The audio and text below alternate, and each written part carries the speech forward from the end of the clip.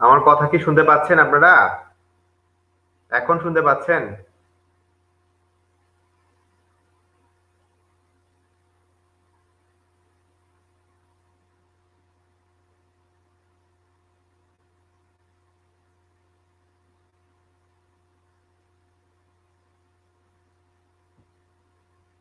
ওকে, ঠিক আছে। তাহলে আমরা আলোচনায় চলে যাই। আপনারা একটু কষ্ট করে আমার কথা কি শুনতে পাচ্ছেন আপনারা? ঠিক আছে। আচ্ছা। তাহলে আমাদের যে আলোচনা হবে আমরা সেই আলোচনায় মূল আলোচনায় চলে যাই। দেখেন, আমি প্রথমে মাস ভিত্তিক আলোচনাটা করব, কারণ সেখানে কিন্তু অনেক গুরুত্বপূর্ণ তথ্য বের হয়ে আসবে। যখন আমরা একটা পড়াকে রিভাইজ করব, তখন আবার এই তথ্যগুলো সবগুলো আমাদের কাজে লাগবে। ঠিক আছে? আচ্ছা। এখন কথা হচ্ছে যে আমি তারিখ ভিত্তিক যে আলোচনাগুলো করব সেগুলোর ক্ষেত্রে আমি একটু চেষ্টা করব যে তথ্যগুলো বেশি গুরুত্বপূর্ণ সেগুলো বলার জন্য, বাকিগুলো আপনারা কাগজ থেকে পড়ে নিতে পারবেন। ধরেন, 1 জানুয়ারি 2 বছরের জন্য নিরাপত্তা পরিষদের অস্থায়ী সদস্য নির্বাচিত হয় কয়েকটা দেশের নাম এখানে উল্লেখ করা হয়েছে। ঠিক আছে? তো এটা আমরা দেখা যাচ্ছে যে এগুলো যেহেতু রেগুলার বেসিসে চেঞ্জ হয়, তো সেক্ষেত্রে দেখা যাচ্ছে যে আমি এই নামগুলোকে খুব বেশি যেগুলোকে আমি এখানে দাগ দিয়েছি, আমি সেগুলোকে সবচেয়ে গুরুত্বপূর্ণ মনে করছি। তার মানে কি বাকিগুলো গুরুত্বপূর্ণ না? আমি একদম মাছ থেকে বাছাই করে সবচেয়ে গুরুত্বপূর্ণ তথ্যগুলো এখানে নিয়েছি। তার মধ্যেও গুরুত্বপূর্ণ তথ্য আছে। তো সেক্ষেত্রে আমি সেগুলোকে মার্ক করে দিব। আপনারা একটু কষ্ট করে আমার সাথে একটু দেখা যাচ্ছে যে আমরা যদি ইম্পর্টেন্ট জিনিসগুলো ফোকাস করতে যাই, তাহলে কিছু কিছু কথা আমরা ছেড়ে দিতে হবে। আচ্ছা।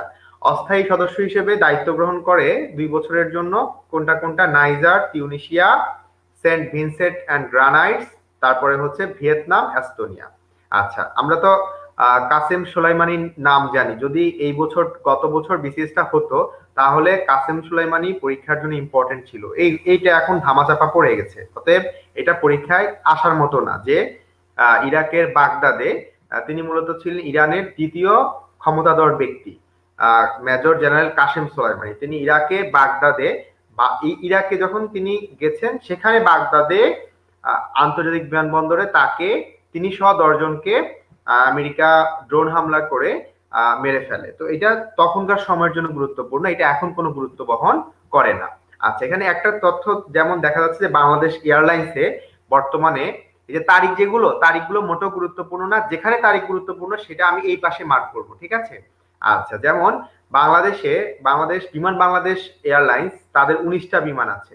এর মধ্যে 17তম রুট, মানে বর্তমানে 17টা রুটে আমাদের দেশে বিমানগুলো চলতেছে বাংলাদেশ বিমানের। তো এটা ইম্পর্টেন্ট হইতে পারে, specific, not related to BCS. অন্যান্য চাকরির ক্ষেত্রে গুরুত্বপূর্ণ হতে পারে। আচ্ছা, দেখেন, বিসিএস এর জন্য গুরুত্বপূর্ণ তথ্য এটা, যেটা তারিখটা গুরুত্বপূর্ণ, যে 10 জানুয়ারি বঙ্গবন্ধু স্বদেশ প্রত্যাবর্তন দিবস, যেটা সেই তারিখটা থেকে বঙ্গবন্ধু শেখ মুজিবুর রহমানের জন্মবার্ষিকীর উদযাপন গণনা উদ্বোধন করা হয়। ঠিক আছে? তার 10 জানুয়ারিটা গুরুত্বপূর্ণ। আচ্ছা, আমার এখানে পড়ানোর একটা স্টাইল আমি বলবো, সেটা হচ্ছে আমি যে লাইনগুলোকে গুরুত্বপূর্ণ বলবো, আমি কিছুক্ষণ পরে ওটা রিপিট আপনাদের কাছ থেকে শুনতে চাইবো। আপনারা একটু কষ্ট করে আমার সাথে কোঅপারেশন করবেন। ঠিক আছে? আচ্ছা, তার মানে এরপরে 13 জানুয়ারিটা সেই সেই তারিখ থেকে মূলত পায়রা তাপবিদ্যুৎ কেন্দ্রে 1320 মেগাওয়াট কয়লা ভিত্তিক তাপবিদ্যুৎ কেন্দ্র উদ্বোধন করা হয়। এটা কিন্তু বাংলাদেশের সবচেয়ে বেশি, যেখানে এক জায়গায় 1320 মেগাওয়াট আমরা শক্তি বা আমরা বিদ্যুৎ উৎপন্ন করতে পারছি, তাপ বিদ্যুৎ উৎপন্ন করতে পারছি। এটা কিন্তু বাংলাদেশের হাইস্ট, এটা মনে রাখতে হবে। বাংলাদেশে এই যে পায়রা তাপবিদ্যুৎ কেন্দ্রে সেখানে 1320 মেগাওয়াটের ক্ষমতা সম্পন্ন কয়লা বিদ্যুৎ কেন্দ্র রয়েছে। ঠিক আছে? আচ্ছা, 14 জানুয়ারি ইম্পর্টেন্ট না, 22 জানুয়ারি তথ্যটা ইম্পর্টেন্ট। এখানে তারিখটা গুরুত্বপূর্ণ না। এখানে বাংলাদেশ কতম দেশ হিসেবে পাসপোর্ট যুগে প্রবেশ করে? 119তম দেশ। এটা খুবই গুরুত্বপূর্ণ। আচ্ছা, এখানে একটা গুরুত্বপূর্ণ তথ্য মার্চ থেকে বাদ পড়ে গেছে, সেটা হচ্ছে 31 জানুয়ারি। এটা তারিখ হিসেবে খুবই খুবই গুরুত্বপূর্ণ। যুক্তরাজ্যের ব্রেক্সিট কার্যকর। ব্রেক্সিটটা হচ্ছে ব্রিটেন ইউরোপিয়ান ইউনিয়ন থেকে বের হয়ে গেছে এই 31 জানুয়ারি 2020। এই ব্রেক্সিটের সাথে সম্পর্কিত দেখা যাচ্ছে যে 2 জন ব্যক্তি আছেন ব্রিটেনের, ডেভিড ক্যামেরন এবং সেকেন্ড হচ্ছে থেরেসা মে। 2 জনই কিন্তু ব্রেক্সিটের জন্য পদত্যাগ করতে হয়েছে, 2 জন প্রধানমন্ত্রী। ঠিক আছে? তার মানে 31 জানুয়ারি এই ব্রেক্সিট এবং ইউরোপিয়ান ইউনিয়ন থেকে বের হয়ে যাওয়া একমাত্র দেশ হচ্ছে যুক্তরাজ্য, যে জন্য তারিখটা গুরুত্বপূর্ণ। আচ্ছা ঠিক আছে, আমি একটু পরে আপনাদেরকে এগুলো প্রশ্নে চলে যাচ্ছি।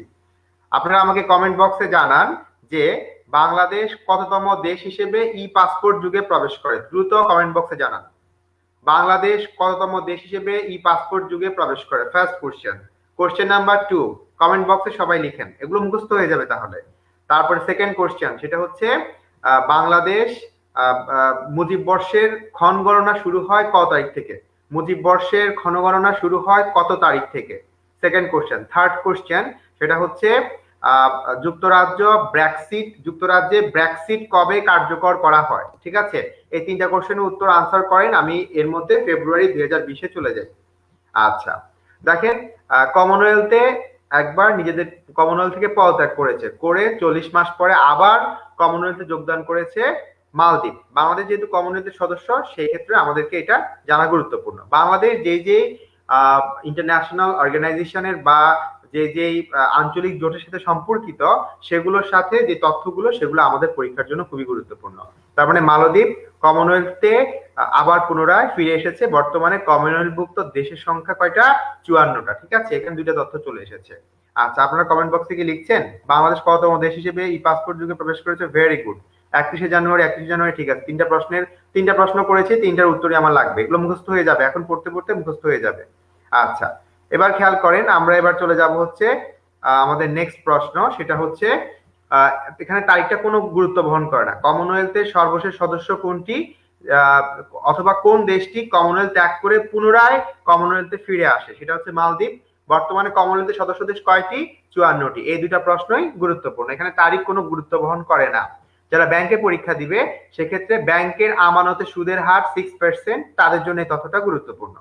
আচ্ছা, 9 ফেব্রুয়ারি দক্ষিণ আফ্রিকার পচেফস্ট্রুমে অনুষ্ঠিত আইসিসি অনূর্ধ্ব-19 বিশ্বকাপ ক্রিকেটে ফাইনালে ভারতকে হারিয়ে চ্যাম্পিয়ন হয় বাংলাদেশ। এটা খুবই গুরুত্বপূর্ণ তথ্য, তারিখটা কোনো দরকার নাই। এই খেলাটা হয়েছিল কোথায়? দক্ষিণ আফ্রিকাতে। এবং এটা কি ছিল? আইসিসি অনূর্ধ্ব-19 এই বিশ্বকাপে বাংলাদেশ প্রথমবারের মতো কোন একটা দেশকে, ভারতকে হারিয়ে বাংলাদেশ প্রথমবারের মতো অনূর্ধ্ব-19-এ আমরা বিশ্বকাপ লাভ করি। ঠিক আছে, অতএব এটা গুরুত্বপূর্ণ তথ্য। ঠিক আছে, এরপরে চলে আসি আমরা 60তম তফসিলি ব্যাংক হিসেবে বেঙ্গল কমার্শিয়াল ব্যাংক। এটা ব্যাংকের জন্য গুরুত্বপূর্ণ। বর্তমানে তফসিলি ব্যাংকের সংখ্যা 100টি। কিন্তু যদি প্রশ্নে উল্লেখ করে দেয় যে অর্থনৈতিক সমীক্ষা অনুসারে তফসিলি ব্যাংক কয়টি, তাহলে বলতে হবে 60টি। কারণ অর্থনৈতিক যে সমীক্ষা আছে, সেখানে কিন্তু 100তম ব্যাংক যেটা, সেটার ইনক্লুড তখনও হয়নি। তাহলে তফসিলি ব্যাংক কয়টি, তাহলে বলবেন 100টি। যদি বলে বাংলাদেশের অর্থনৈতিক সমীক্ষা 2020 অনুসারে কত, তাহলে আপনারা বলবেন 60টি। ঠিক আছে, ওখানে 61 নাম্বারটা ছিল না। 80 নম্বরটার নাম জেনে রাখেন, সিটিজেন ব্যাংক লিমিটেড। ঠিক আছে। আচ্ছা, তফসিলি ব্যাংক বর্তমানে কয়টি? 100টি। এটা আমাকে অনেকে মেসেঞ্জারে নক করে জিজ্ঞেস করেছিল। আচ্ছা, এরপরে চলে আসি 11ই ফেব্রুয়ারি। নোবেল করোনা ভাইরাসের সংক্রমণ উপসর্গ নিয়ে যে রোগ হয়, তাকে বিশ্ব স্বাস্থ্য সংস্থা নাম করে কোভিড-19। তাহলে কোভিড-19টা কবে নামকরণ করা হয়? 11ই ফেব্রুয়ারি। এখানে তারিখটা গুরুত্বপূর্ণ। ঠিক আছে, তার মানে এতগুলো থেকে আমি তারিখ কোনটা বলেছি? শুধু এটা বলেছি, ফেব্রুয়ারি মাসে 11ই ফেব্রুয়ারিটা গুরুত্বপূর্ণ, কারণ WHO বা বিশ্ব স্বাস্থ্য সংস্থা কোভিড-19 নামকরণ করেছে এই দিনে। ঠিক আছে, তাহলে আমরা এখানে কি কি পেলাম? মালদ্বীপ কমনওয়েলথের সদস্য হিসেবে যোগদান করে, বর্তমানে 54টি আছে কমনওয়েলথ সদস্য। তারপরে বলেছি ব্যাংক আমাদের সুদের হার 6%, ব্যাংক যারা তাদের জন্য লাগবে। এবং দক্ষিণ আফ্রিকায় অনূর্ধ্ব-19 বিশ্বকাপ ফাইনালে বাংলাদেশ কাকে হারায়? রানার্স আপ হয় কে? ভারত। বাংলাদেশ কাকে হারায়? ভারতকে হারায়।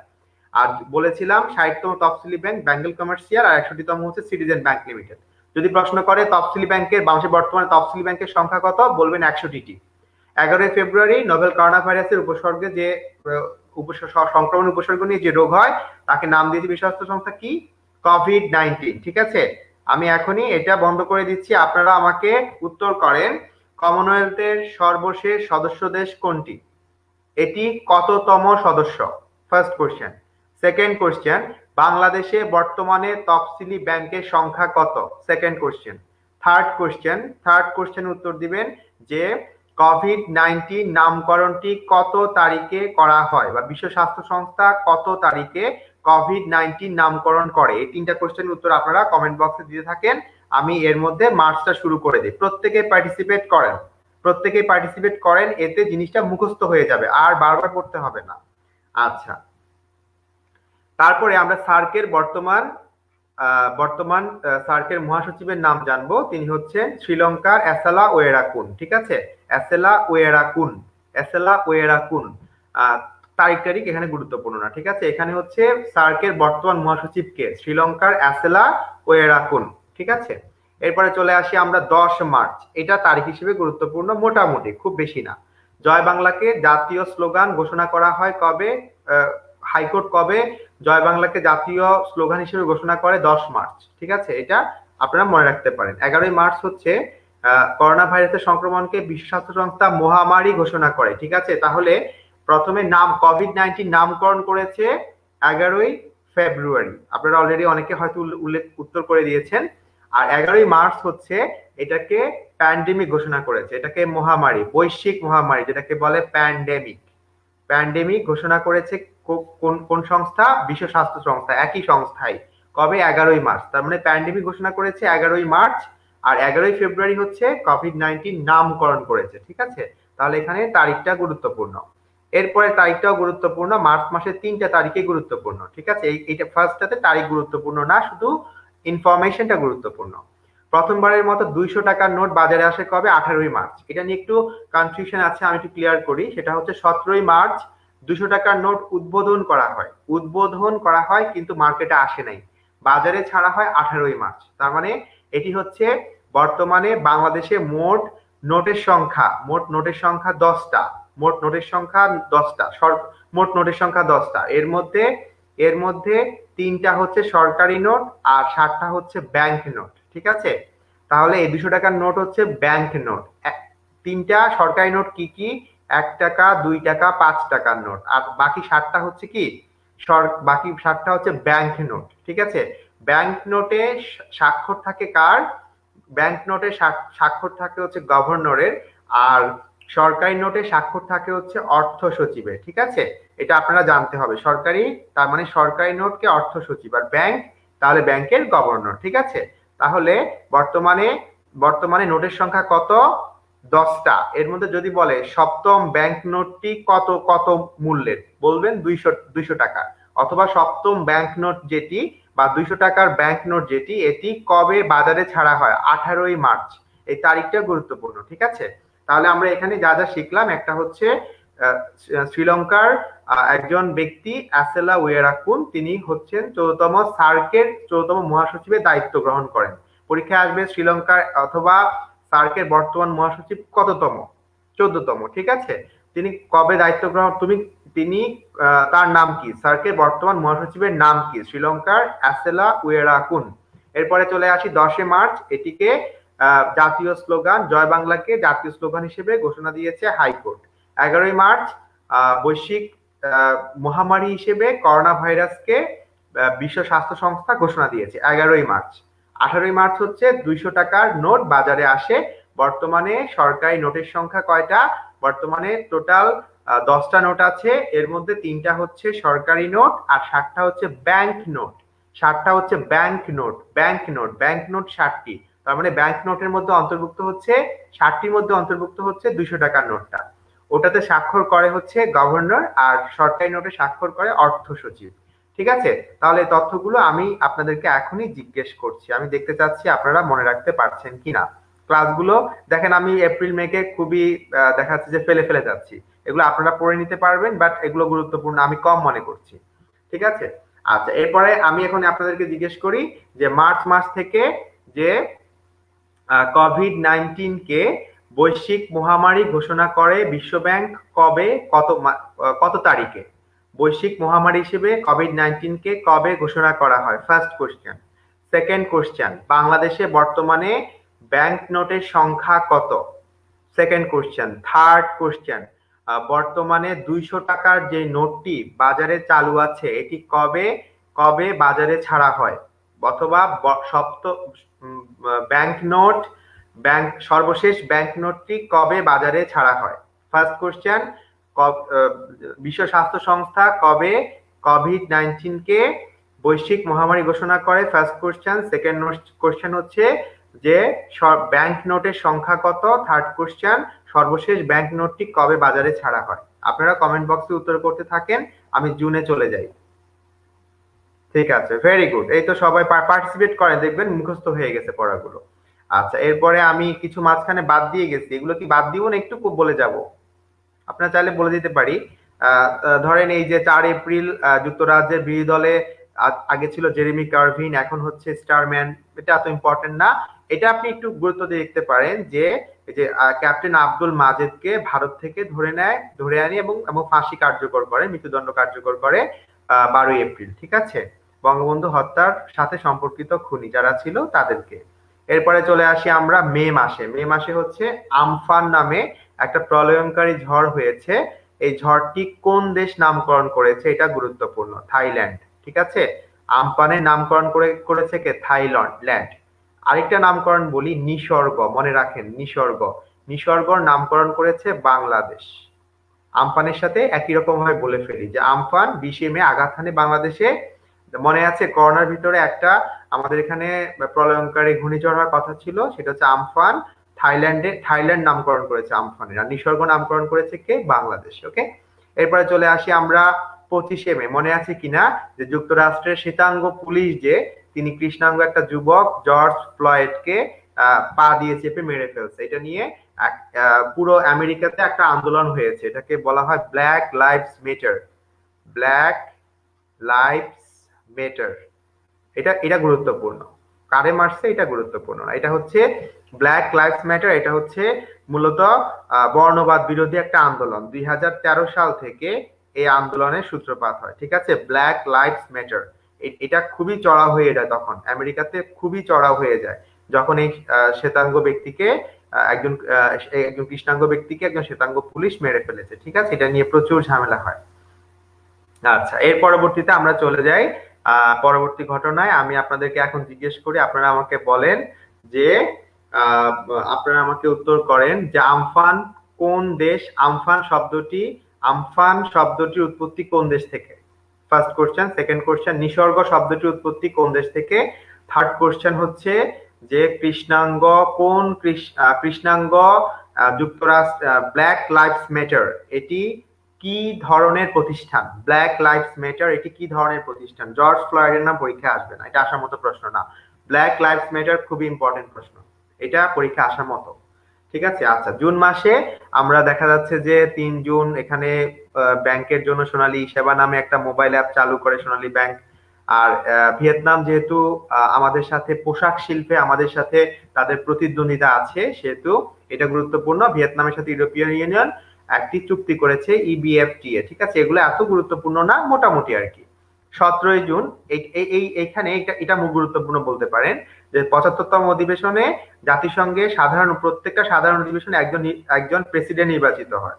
75তম অধিবেশনে প্রেসিডেন্ট নির্বাচিত হয়েছেন ভোলকান বোচকার। তিনি হচ্ছেন টার্কিশ একজন অ্যাম্বাসেডর, টার্কিশ একজন কূটনীতিক, তার নাম কি, ভোলকান বোচকার। তাহলে বর্তমানে জাতিসংঘের 75তম অধিবেশনের প্রেসিডেন্টকে, ঠিক আছে, ভোলকান বোচকার।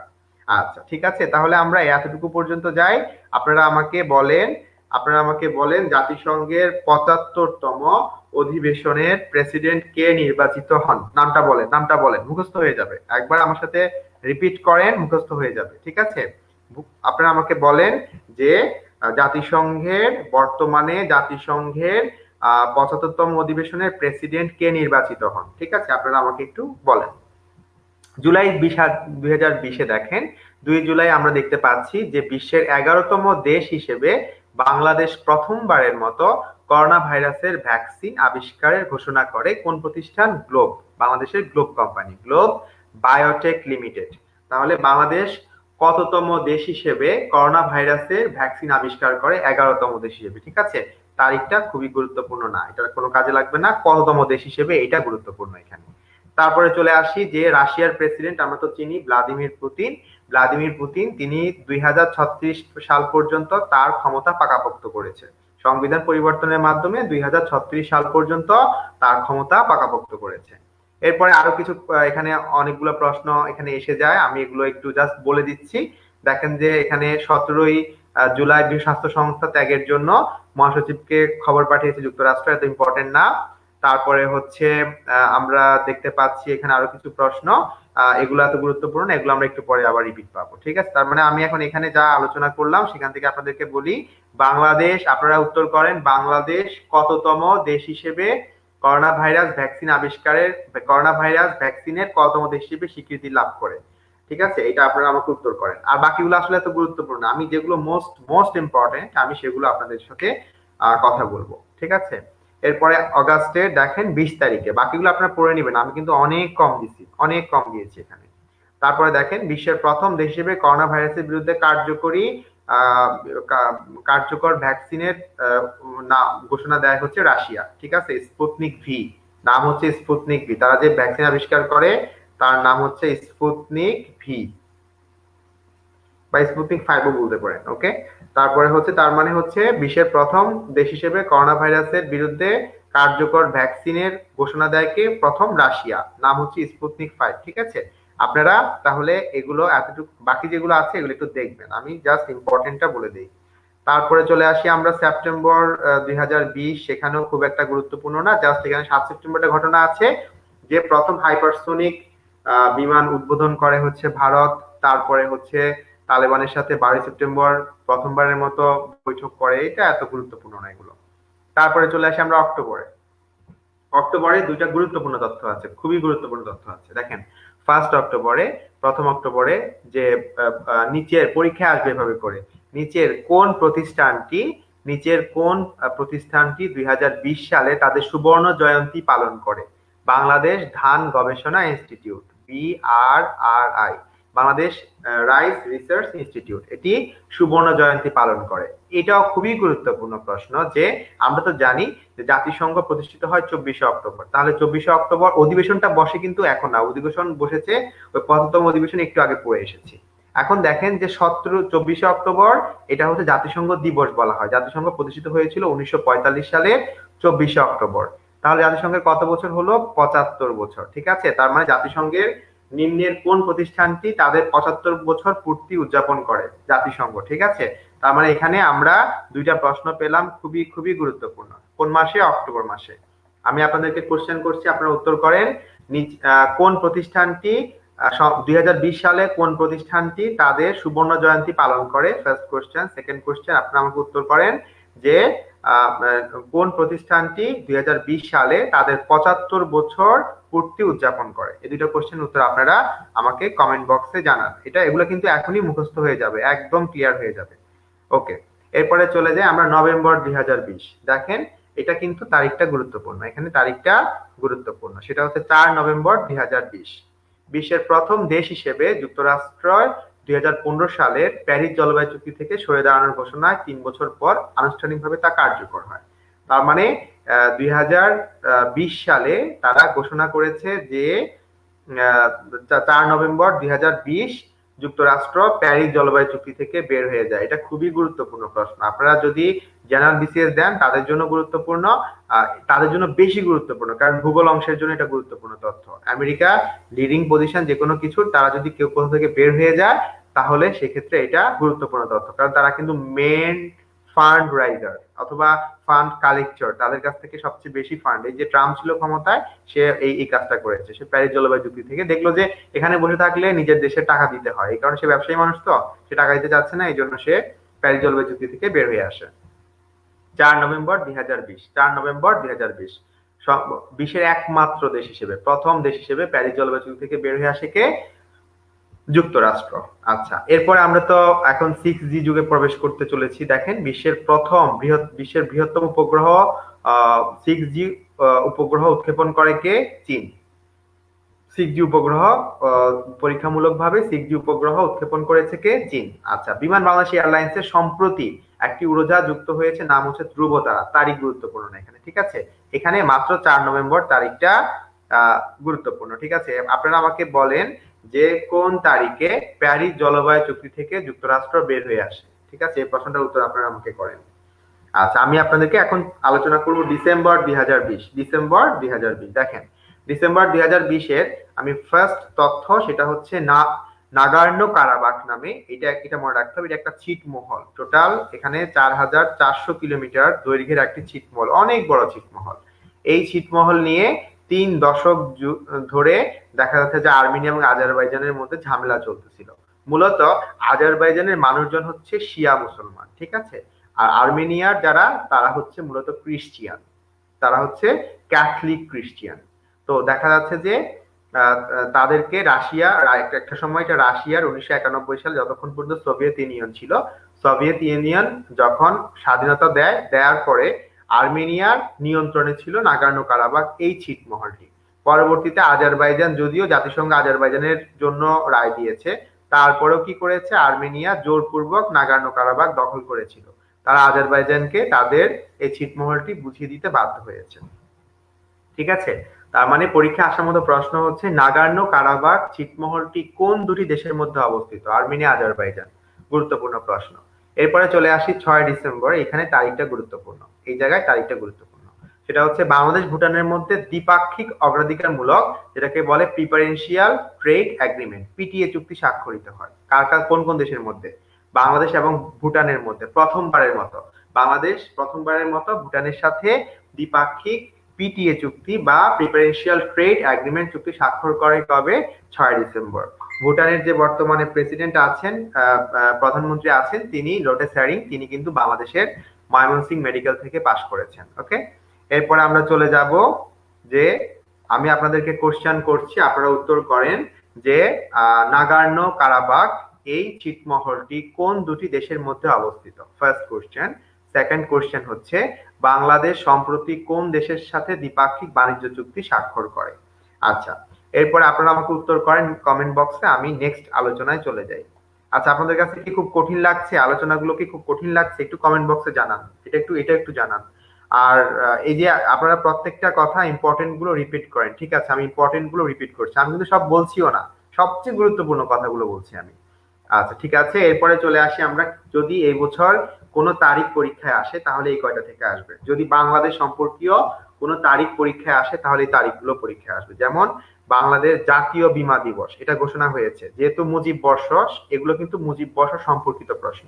শেখ মুজিবুর রহমান 1960 সালের 1 মার্চ একটা ইন্স্যুরেন্স কোম্পানিতে যোগদান করেছেন, চাকরি শুরু করেছেন। যেই তারিখে তিনি চাকরিতে জয়েন করেছেন ওটাকে বলা হচ্ছে 1 মার্চ জাতীয় বীমা দিবস। তাহলে আলফা ইন্স্যুরেন্স কোম্পানিতে শেখ মুজিবুর রহমান 1960 সালের 1 মার্চ তিনি চাকরিতে জয়েন করে, ওটাকে ঘোষণা করা হয়েছে জাতীয় বীমা দিবস, ঠিক আছে। 2 মার্চ হচ্ছে জাতীয় ভোটার দিবস, জাতীয় ভোটার দিবস। এটা মোস্ট ইম্পর্টেন্ট। সেটা হচ্ছে কি, জাতীয় ঐতিহাসিক দিবস কবে? আমার কাছে কেন জানি মনে হয় এটা পরীক্ষায় চলে আসবে। জাতীয় ঐতিহাসিক দিবস কবে? 7 মার্চ। ঐতিহাসিক রেসকোর্স ময়দানে বঙ্গবন্ধু 1971 সালে 7 মার্চ তার বিখ্যাত ভাষণ দেন, এই জন্য 7 মার্চকে বলা হয় জাতীয় ঐতিহাসিক দিবস, ঠিক আছে। তাহলে আমরা এতটুকু যা আলোচনা করেছি এর মধ্যে গুরুত্বপূর্ণ 7 মার্চটা আমি বলেছি বেশি গুরুত্বপূর্ণ, ঠিক আছে। আপনারা এই তারিখগুলোর সাথে সম্পর্কিত কথাগুলো মনে রাখেন। বঙ্গবন্ধু বীমা কোম্পানিতে জয়েন করেছে, নাম হচ্ছে আলফা ইন্স্যুরেন্স কোম্পানি, কবে? 1 মার্চ। ওই তারিখটাকে বলতেছে জাতীয় বীমা দিবস। 2 মার্চ জাতীয় ভোটার দিবস, প্রথমবারের মতো পালন করা হয়। 7 মার্চ হচ্ছে জাতীয় ঐতিহাসিক দিবস। ঐতিহাসিক রেসকোর্স ময়দানে বঙ্গবন্ধু 7 মার্চের বিখ্যাত ভাষণ দেন, এই জন্য জাতীয় ঐতিহাসিক দিবস কবে? 7 মার্চ। এটা আসার সম্ভাবনা খুবই বেশি মনে হয় চলে আসছে। এটা হয় 41-এ আসবে না 42-এ আসবে, আসবেই কনফার্ম, ধরে রাখেন এটা আসবে। 25শে মার্চ এটা হচ্ছে জাতীয় গণহত্যা দিবস, আমি এটাকেও কিন্তু গুরুত্বপূর্ণ বলছি, যে কেউ বুঝবে। 25শে মার্চ জাতীয় গণহত্যা দিবস।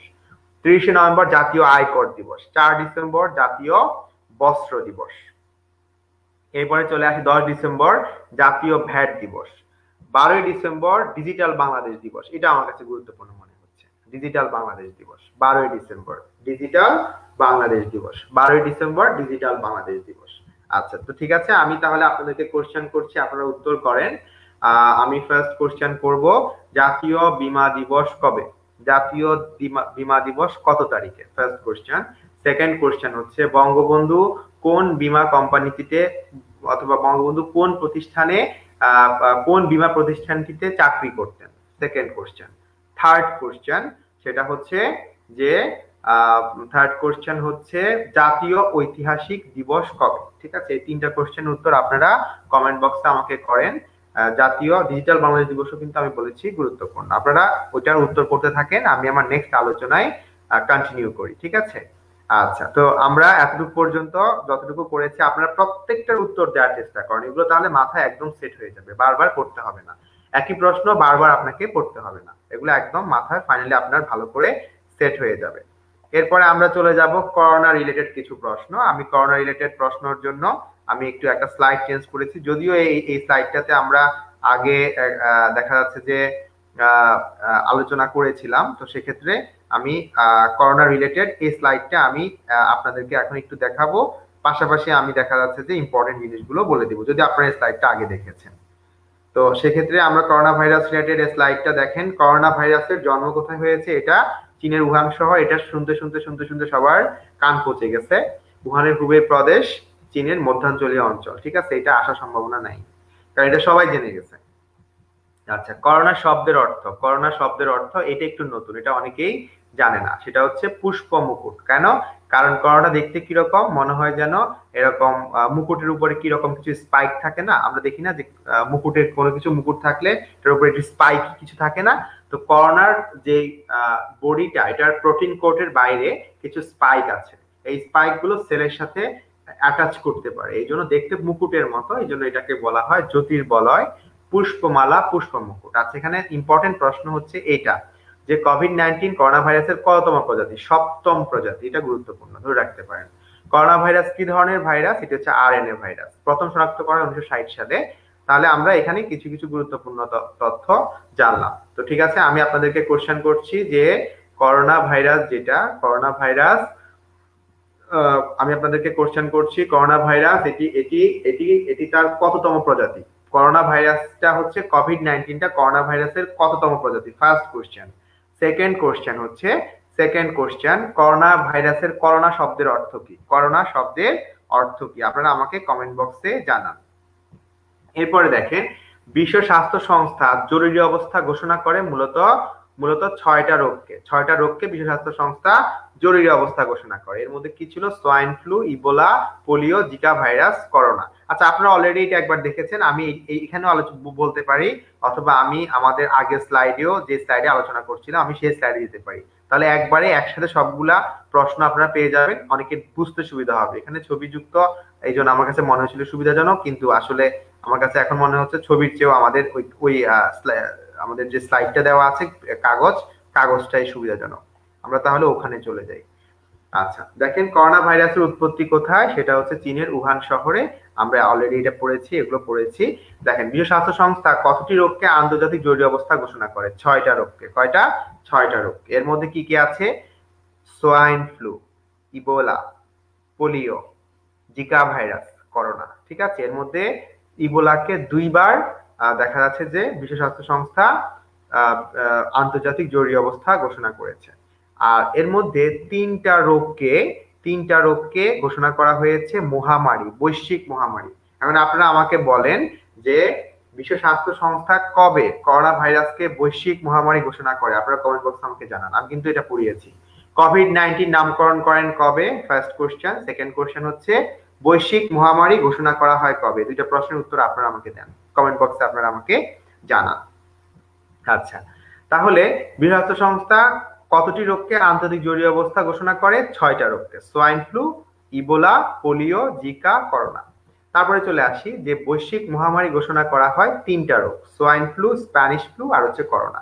Swine flu, Spanish flu, corona. ঠিক আছে, এরপর আমরা চলে যাই সম্প্রতি আফ্রিকার দেশ নাইজেরিয়াতে ছড়িয়ে পড়েছে একটা নতুন ভাইরাস, এটার নাম হচ্ছে লাসা ভাইরাস। ঠিক আছে, এটাও নামটা গুরুত্বপূর্ণ, লাসা ভাইরাস। এই লাসা ভাইরাসটা হচ্ছে ইঁদুর মুখে করে ভাইরাসটা নিয়ে ঘুরে খাবারের উপর রাখে, এরপরে ওখান থেকে হ্যামোরেজিক ফিভার পর্যন্ত চলে আসে, এবং এটাতে দেখা যাচ্ছে যে মর্টালিটি রেট যথেষ্ট রকম আছে।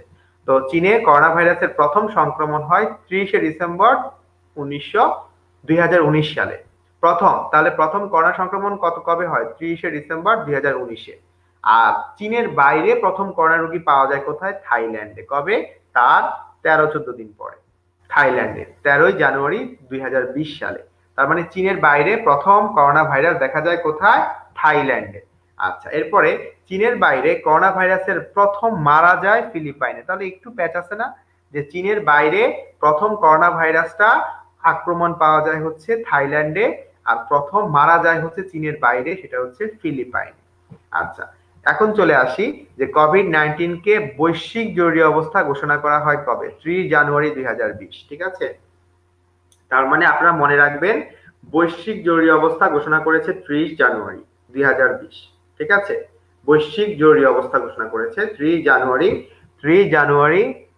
2020। ঠিক আছে, এটা আপনারা মনে রাখবেন। আর এরপরে চলে আসি যে ফেব্রুয়ারির 11 তারিখে কোভিড-19 নামকরণ করেছে। তখন কিন্তু নামটা কোভিড-19 ছিল না, তখন ছিল সার্স-কোভি-2, এরকম নাম ছিল, সার্স-কভ-2 ছিল।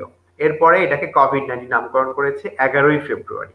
আর 11 মার্চ এটাকে বৈশ্বিক মহামারী ঘোষণা করেছে বিশ্ব স্বাস্থ্য সংস্থা। ঠিক আছে, যেহেতু কোভিড-19 এর একটা প্রশ্ন মাস্ট আসবে, এই জন্য আপনারা কোভিড-19 এর এই কয়টা তারিখ একটু মনে রাখার চেষ্টা করেন।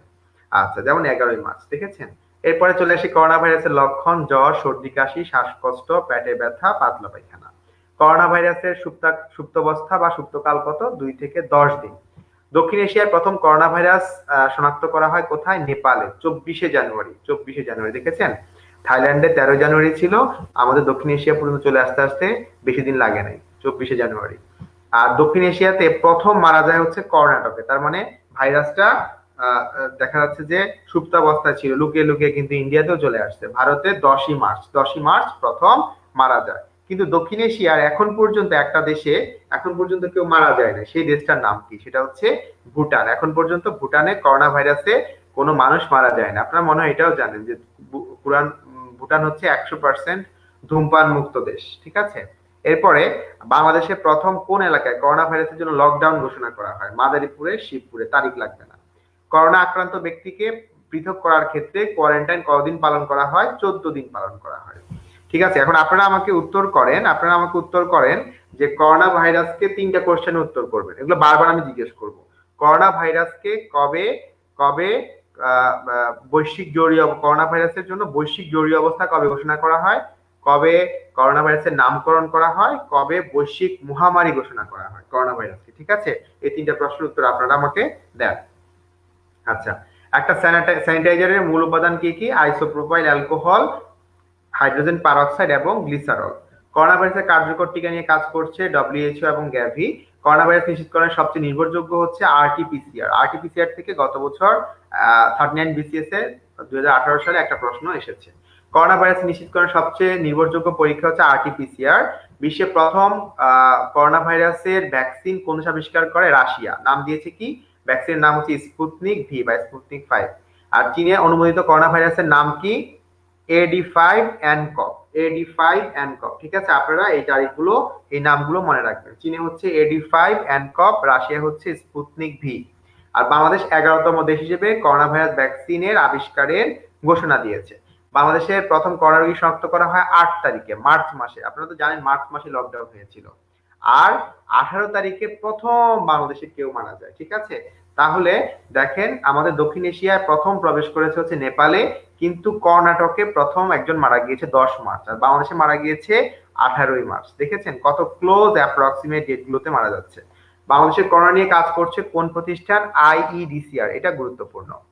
বাংলাদেশে করোনা নিয়ে কাজ করেছে কোন প্রতিষ্ঠান? IEDCR, institute of epidemiology, disease control and research. এরপরে চলে আসি IEDCR এর হেল্পলাইন কি? 10655। এটা গুরুত্বপূর্ণ। IEDCR এর হেল্পলাইনটা গুরুত্বপূর্ণ, 10655। তাহলে আপনারা আমাকে একটু কষ্ট করে কমেন্ট বক্সে জানান যে বাংলাদেশে করোনা ভাইরাসে প্রথম রোগী শনাক্ত করা হয় কবে? বাংলাদেশে প্রথম মারা যায় কত তারিখে? এই দুইটা আপনারা আমাকে একটু কষ্ট করে কমেন্ট বক্সে জানান। আচ্ছা, প্রধানমন্ত্রী শেখ হাসিনা করোনা ভাইরাস প্রাদুর্ভাবের জন্য 31টি নির্দেশনা দিয়েছেন। প্রথম করোনা ভাইরাসের জিনোম সিকোয়েন্স করেন কে? বাংলাদেশে প্রথম করেন দুইজন অণুজীব বিজ্ঞানী, ডক্টর সেজুতি সাহা এবং সমীর শাহ বাপ বেটি।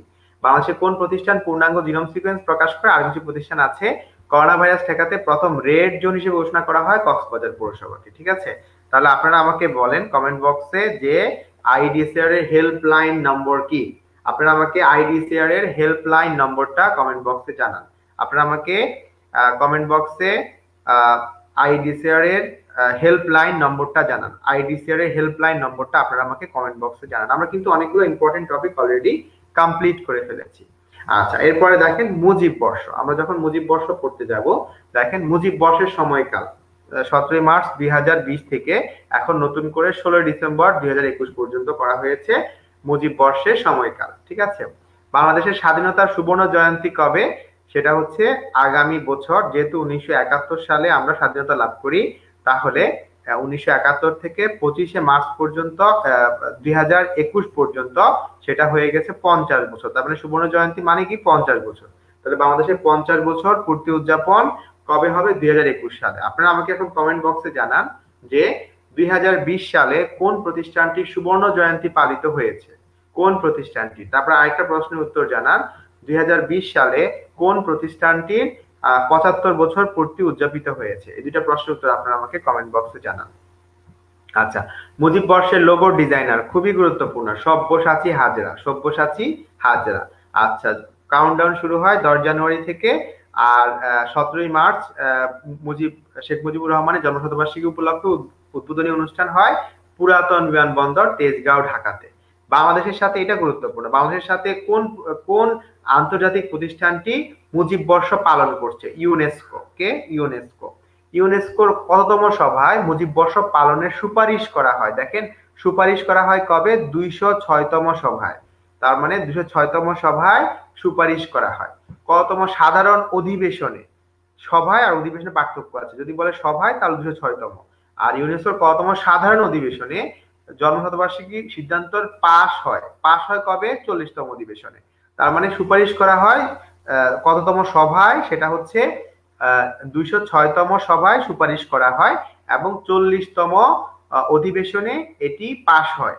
কততম অধিবেশনে শতবর্ষবার্ষিকী পাশ হয়? এটা হচ্ছে 40তম। এই তিনটা থেকে একটা প্রশ্ন আসার সম্ভাবনা খুব বেশি। এই তিনটা থেকে একটা প্রশ্ন। তারপরে সব্যসাচী হাজরা, এটা গুরুত্বপূর্ণ। বিশ্বের কতটি দেশ একযোগে মুজিব বর্ষ উদযাপন করার সিদ্ধান্ত নিয়েছে? 195টি। তার মানে কততম অধিবেশনে সর্বসম্মতিক্রমে মুজিব শতবর্ষিকী পালনের সিদ্ধান্ত নেওয়া হয়?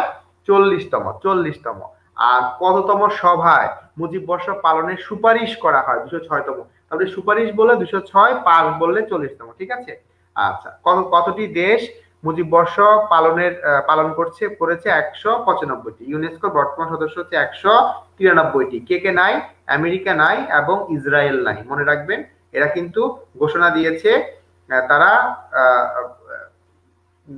বলে ইউনেস্কো থেকে তারা চলে যাবে, তারা ইউনেস্কোর মধ্যে থাকবে না। কেন? ফিলিস্তিনকে তারা পর্যবেক্ষক হিসেবে যেহেতু স্থান দিয়েছে, এই জন্য স্বাভাবিকভাবে আমেরিকা এবং ইসরায়েল তারা ইউনেস্কো বয়কট করেছে। কিন্তু মুজিব বর্ষ পালন করবে ইসরায়েল এবং ইউএসএ সহ 195টি দেশ। ঠিক আছে। তারপরে এরপরে চলে আসি যে মুজিব বর্ষ শতবর্ষিকী উপলক্ষে প্রকাশিত পত্রিকার নাম হচ্ছে কালিও কলম। আর এখন চলে আসি যে প্রথম বাজারে ছাড়া হয়, এটা একটু ভুল আছে, যে উদ্বোধন করা হয় হচ্ছে 17 মার্চ, আর বাজারে ছাড়া হয় এটা ভুল আছে 18 মার্চ। তার মানে প্রথম 200 টাকার নোট কয় বাজারে ছাড়ে? 18 মার্চ। এটা 18 মার্চ, এখানে একটু ভুল আছে। আচ্ছা, এরপরে চলে আসি আমি মুজিব বর্ষ উদযাপনের সব কার্যক্রম পরিচালিত হচ্ছে কোন ওয়েবসাইটে? mujib100.gov.bd। নাম জানলেন জাস্ট। মুজিব বর্ষ উপলক্ষে বঙ্গবন্ধুকে ডক্টর অফ লজ মানে হচ্ছে আইন বিষয়ে ডক্টরেট ডিগ্রি দেওয়া হয় ঢাকা বিশ্ববিদ্যালয় থেকে। বঙ্গবন্ধুকে বিশ্ববন্ধু বা ফ্রেন্ডস অফ দ্য ওয়ার্ল্ড হিসেবে আখ্যায়িত করেছে আনারুল করিম চৌধুরী। জয় বাংলাকে জাতীয় স্লোগান করা হয় 10 মার্চ 2020। আচ্ছা, আপনারা আমাকে কমেন্ট বক্সে জানান, সেটা হচ্ছে মুজিব বর্ষকে কোন প্রতিষ্ঠান, বিশ্বের কোন প্রতিষ্ঠানটি বাংলাদেশের সাথে যোগ সাজশে মুজিব বর্ষ পালনের সিদ্ধান্ত গ্রহণ করেছে? ঠিক আছে, বিশ্বের কোন প্রতিষ্ঠানটি, আন্তর্জাতিক প্রতিষ্ঠানটি মুজিব বর্ষ উপলক্ষে দেখা যাচ্ছে যে বাংলাদেশের সাথে যোগ সাজশে পালন করার সিদ্ধান্ত নিয়েছে? First question. সেকেন্ড কোশ্চেন হচ্ছে তাদের কততম সভায়, ওই প্রতিষ্ঠানের কততম সভায় মুজিব বর্ষ পালনের সুপারিশ করা হয়? কততম সভায় সুপারিশটা পাশ হয়? ঠিক আছে, আপনারা আমাকে একটু আমাকে কমেন্ট বক্সে আপনারা জানিয়ে দেন। এবং বিশ্বের কতটি দেশে একযোগে মুজিব বর্ষ পালিত হয়েছে? ঠিক আছে, এই প্রশ্নগুলোর উত্তর আপনারা আমাকে, এই 4টা প্রশ্নের উত্তর কমেন্ট বক্সে জানান। ফার্স্ট কোশ্চেন, কোন সংস্থা করেছে? সুপারিশ সুপারিশ কতম সভায় করেছে আর কতম সাধারণ অধিবেশনে তা পাশ হয়েছে? Third question. ফোর্থ কোশ্চেন হচ্ছে যে কতটি দেশ একসাথে পালন করেছে? আপনারা আমাকে কমেন্ট বক্সে আমাকে এটার উত্তর জানান। আমরা কতক্ষণ আলোচনা করেছি? 46 মিনিট অলরেডি হয়ে গেছে না, অনেক সময়। ঠিক আছে, আমরা তাহলে, আপনারা কি টায়ার্ড হয়েছেন? আমি কি 1 মিনিট ব্রেক নিব? আমি কি 1 মিনিট ব্রেক নিব? তাহলে আপনাদের হয়তো দেখা যাচ্ছে যে একটু রিল্যাক্স লাগবে। একটু লম্বা ক্লাস কিন্তু আসলে মজা আছে। আপনারা যদি একটু ভালো করে খেয়াল করেন প্রত্যেকটা কথা একদম গেঁথে যাবে। আচ্ছা, ইউনেস্কো, ভেরি গুড। এরপরে চলে আসি আমরা, বর্তমানে বাংলাদেশের মন্ত্রিসভার সদস্য হচ্ছে 48 জন, প্রধানমন্ত্রী সহ 48 জন। এর মধ্যে 26 জন হচ্ছে পূর্ণাঙ্গ মন্ত্রী, 19 জন হচ্ছে প্রতিমন্ত্রী। ঠিক আছে, তার মানে 26 যোগ 19 যোগ 3, ঠিক আছে, এভাবে করে হিসাব করলাম। আমাদের মোট মন্ত্রিসভার সদস্য হচ্ছে 48 জন। এর মধ্যে 26 জন হচ্ছে মন্ত্রী, 19 জন হচ্ছে প্রতিমন্ত্রী এবং 3 জন হচ্ছে উপমন্ত্রী। 3 জন হচ্ছে উপমন্ত্রী।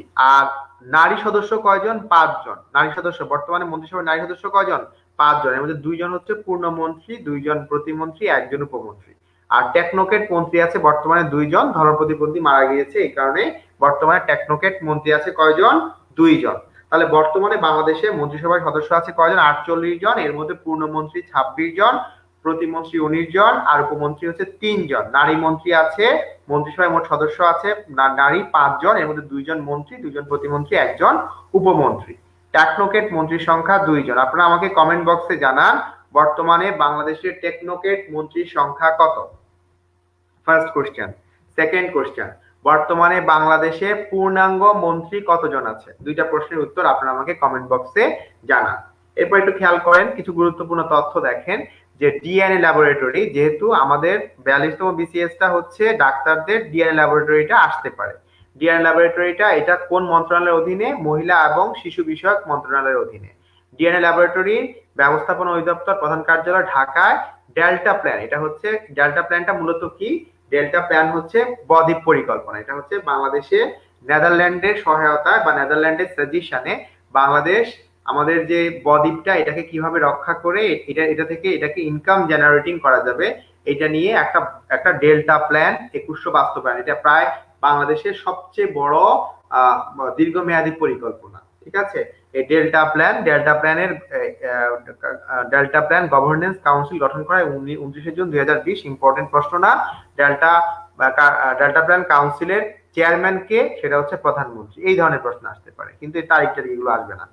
আর ডেল্টা প্ল্যান কে জাতীয় অর্থনৈতিক পরিষদ অথবা একনেক, যেটা একনেক বলে, একনেক থেকে গৃহীত হয় কবে? 4 সেপ্টেম্বর 2018। ইম্পর্টেন্ট প্রশ্ন না, এগুলো আসলে পরীক্ষা আসার মতো প্রশ্ন না, আর আসলেও অনেক সময় এগুলো মনেই থাকবে না।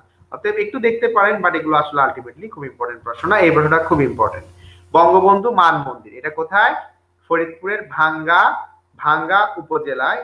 এখানে কর্কট ক্রান্তি এবং 90 ডিগ্রি পূর্ব দ্রাঘিমা রেখা ছেদ করেছে।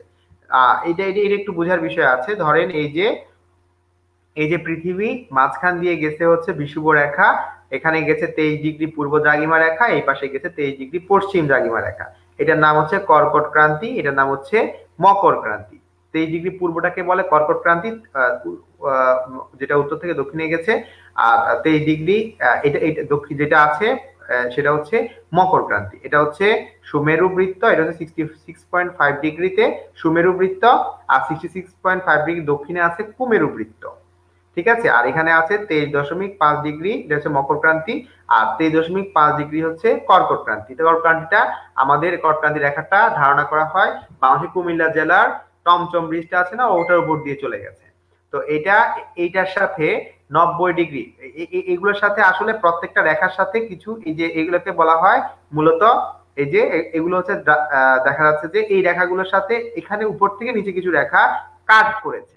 তো এখানে এই যে 90 ডিগ্রি পূর্ব দ্রাঘিমা রেখা যেটা, এটা কাট করেছে বাংলাদেশের ফরিদপুরে। ঠিক আছে, এটা কিন্তু একটা রেয়ার জায়গা। আরেকটা কিন্তু পৃথিবীতে 12টা পয়েন্টের, এরকম ইম্পর্টেন্ট 12টা পয়েন্টের 2টা পয়েন্ট আছে বর্তমানে, এর মধ্যে একটা বাংলাদেশে আছে।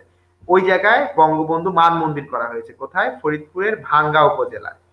ওই জায়গাতেই বঙ্গবন্ধু মান মন্দির, যেখানে ছেদ করেছে 90 ডিগ্রি পূর্ব দ্রাঘিমা রেখা এবং কর্কট ক্রান্তি রেখা, ওই জায়গাটাতে বঙ্গবন্ধু মান মন্দির করা হয়েছে কোথায়? ফরিদপুরের ভাঙ্গাতে। ঠিক আছে, এটা আমি একটু পরে জিজ্ঞেস করবো যে বঙ্গবন্ধুর মান মন্দির কোথায় কোথায় অবস্থিত। এরপরে চলে আসি আমরা জাদুঘর। এগুলো আসলে কোনো গুরুত্বপূর্ণ প্রশ্ন না, এমনি দিয়ে রাখা আর কি। দেশের প্রথম রেলওয়ে জাদুঘর কোথায়? সেটা হচ্ছে চট্টগ্রামে আমবাগান পাহাড়তলিতে। সর্বশেষ হয়েছে সৈয়দপুর নীলফামারীতে প্রথম ভূতাত্ত্বিক জাদুঘর, যেটা হচ্ছে জাফলং এ, সিলেটের জাফলং এ। আর প্রথম নৌকা জাদুঘর হচ্ছে বরগুনায়। প্রথম নৌকা জাদুঘর বরগুনা। এরপরে চলে আসি আমরা আইন শৃঙ্খলা প্রতিরক্ষা। আপনারা আমাকে বলেন বঙ্গবন্ধু মান মন্দিরের অবস্থান কোথায়? আপনারা আমাকে কমেন্ট বক্সে জানান বঙ্গবন্ধু মান মন্দিরের অবস্থান কোথায়। আচ্ছা, এখানে অনেক প্রশ্ন আমি দিয়েছি, এর মধ্যে গুরুত্বপূর্ণ দেখেন একটা প্রশ্ন, যে দেশে বর্তমানে ফরেনসিক ল্যাবের সংখ্যা কয়টি? 3টি। এটা ডাক্তারদের জন্য গুরুত্বপূর্ণ। তারপরে চলে আসি, দেশে প্রথম ফরেনসিক ল্যাব কোথায়? ঢাকা মহাখালীতে ছিল। এরপরে সিআইডি ডিএনএ ল্যাবরেটরি যাত্রা শুরু করে 23 জানুয়ারি 2017। এগুলো ইম্পর্টেন্ট প্রশ্ন না, এগুলো ভুলে যান। এটা খুবই খুবই খুবই গুরুত্বপূর্ণ প্রশ্ন।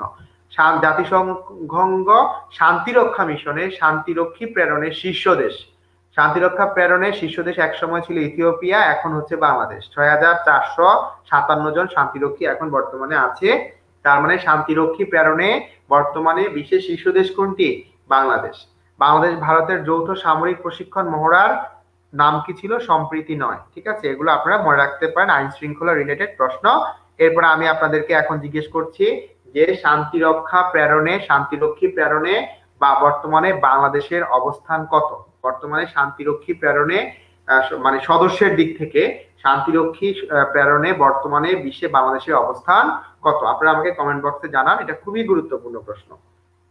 এরপরে চলে আসি, বর্তমানে দেশে কয়টি কয়লা বিদ্যুৎ কেন্দ্র চালু আছে? 2টা কয়লা বিদ্যুৎ কেন্দ্র, একটা হচ্ছে বড়পুকুরিয়া আর একটা হচ্ছে পায়রা। এই পায়রাতে কিন্তু বর্তমানে সবচেয়ে বেশি বাংলাদেশের বিদ্যুৎ উৎপন্ন হয় কিন্তু পায়রা তাপ বিদ্যুৎ কেন্দ্রে। ঠিক আছে।